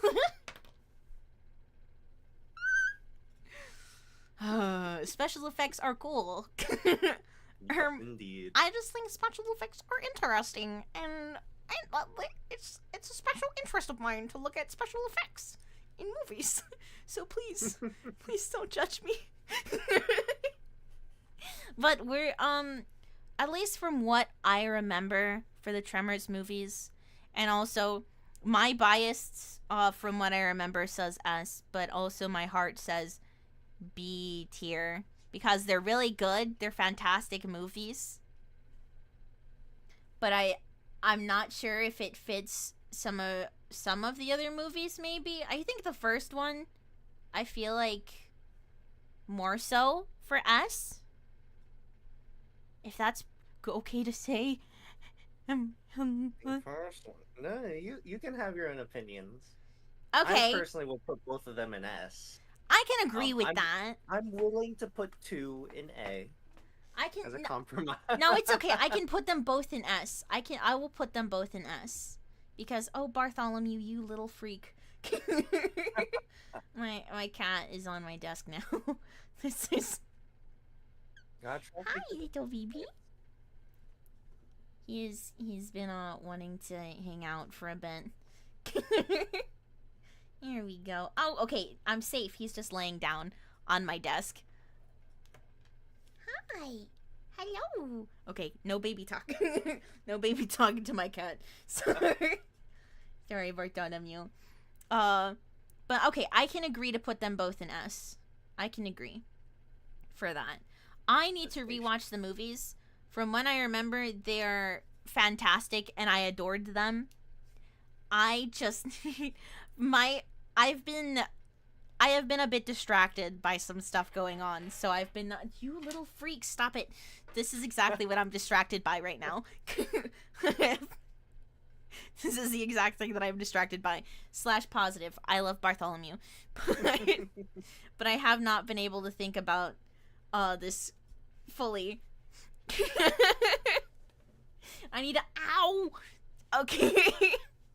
All right. Okay. Well, if anything, for what we have done so far for the tier list, what are your thoughts though? Any last minute changes or anything like that you feel should be done for this, by the way?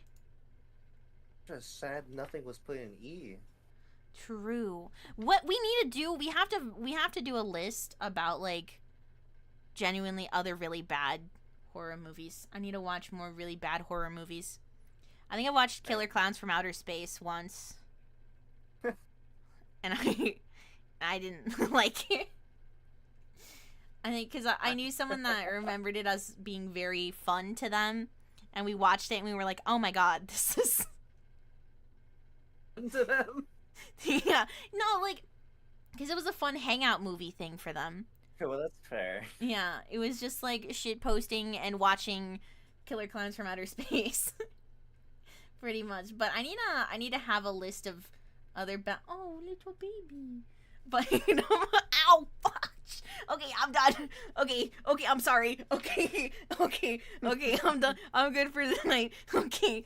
But yeah, that's the list for now. Maybe if you would like to do this another time, which I would love to talk about movies more another time, I think we could keep this as the initial tier list and then keep going from there if that is ever a thing. But for now, I am solid with all of these so far for the placements. I think so. Yeah. But I'm gonna rewatch the Tremors movies. And then I need to give a more solid opinion. I feel bad since I didn't put enough input into that. No, I really like the Tremors movie. I watched the first one 8-9 times. I watched the second one to 6 times. No, because it's like, I remember watching these movies, like, so many times, along with Eight-Legged Freaks. And That's a fun movie. yeah, Eight-Legged Freaks was good. The CGI was shit. Yeah. For the things. But, but it was so bad it's good. But thank you very much, Chess, by the way, for joining in. Of course. And everything. I'm really happy that we were able to do this, and I hope that maybe another time that I'm able to figure out more movie stuff. It would be fun. Yeah. But yeah. 1 month from now. One month. Next month, watch out for another chess collab. Here, I'm dropping this in Twitch right now, but here is Chess's social thingies for YouTube and X for the collabing things. So please be sure to check him out. Okay, watch his streams. Keep watching him yap about movies. You know if you want. Oh yeah, you will watch it. But yeah. Mm-hmm. I just get flashbacks to when I did that talking about shark movies stream, and then that was 3 hours of me destroying my throat. Yeah, I was like, no way you're gonna do that, and you did a whole ass stream talking about nothing but shark movies. I've watched 20 different shark movies by this point, and it's still not enough. How many shark movies exist? Let me see. I'm gonna look this up if there's a 6 Sharknado movies. Then there's Shallows, Riptide, Shark Side of the Moon. Shark Side of the Moon? I fully watched that and I did not like it. I mean, Under Paris. I feel like from that title. Blue Sea 1, 2, 3. Also, I'm gonna cry because I googled it and initially the AI thing says there are many shark movies. There are many. Yeah, how many? Oh. Many. More than 7. There's 4 Jaws movies. I checked on IMDb and it says there should be 180 plus shark movies. So I expect you to watch all 180 plus shark movies. I was going to, and I got intimidated. I was working my way through them, but some of them are really bad. Well, okay. But that's 140 of them are really bad. But that's why you gotta talk about the ultimate shark movie tier list. You know? I feel like it doesn't even fit my character. I'm not even a shark. I'm just a cat. You literally say that, and then you did a whole stream talking about him already. I mean, cats like fish, right? Yeah, I'm just a big cat with big fish apparently. And shark are fish, so I feel like I don't know. Wait, is that true? Shark are fish? Yeah. Don't they have cartilage instead of bones? Oh right, they do. They're mammal. No, but they do have not bones, a mammal. Because they have They're jaws or something. Okay. Fish. Because mammal has the. Yeah, the whales are mammals. I feel like people have been telling me that sharks have cartilage instead of bones, but then you only see in the aquariums the bones, the teeth and the jaws of sharks. I mean, I get so confused. I think it's because a chunk of them are cartilage. So I think the thing is that it's very difficult to put together, the shark skeletons things, maybe? I don't freaking know. I don't know about sharks. Wait, let me see. Next collab stream, shark dissection. Yeah, first thing that shows up, are sharks boneless? Let me see. Yes, sharks don't have bones. Their skeletons are made of cartilage. The same soft. Oh, I mean, yeah, because you only see. Yeah, you're right. You only see the jaw and the teeth for that. Okay, yeah, it is all cartilage. Yeah. Oh, that's wild. Yum. Yum. Yum. Do you like eating their cartilage spine? I've never once eaten a shark, and I don't think I ever will. But I will eat a tuna fish. So yeah. I'll eat some fish that maybe I'll eat a mahi, and that has some tough skin, and that's gonna be I'm not supposed to eat it, but I will chew on it a little bit, sure, and then I'll be okay, that's the closest I'll get to eating a shark. I usually just stick with salmon or tuna. I think, That's for fish. fair. Salmon and tuna are good. Mahi mahi's nice. It's a little bit sweet in comparison for stuff. Yeah. Puts up glasses. I'm a little bit knowledgeable on fish flavor profiles and everything. Yeah. Anyway. But thank you again for joining me in this. I appreciate it. It's been a lot of fun. I'm happy that that we were able to do this, and I'm happy that not only were you able to talk about movies, I'm happy that I was able to talk about movies too and things, because thriller horror movies and also horror movies are cool, fun, silly, nice times. But okay, Bartholomew's starting to scream a lot more. So but I hope that everyone has a wonderful night, takes very good care of themselves, and I will be seeing you all next week. Okay? Okay. Thank you. Bye-bye. Ciao. Bye-bye. Bye. Ciao.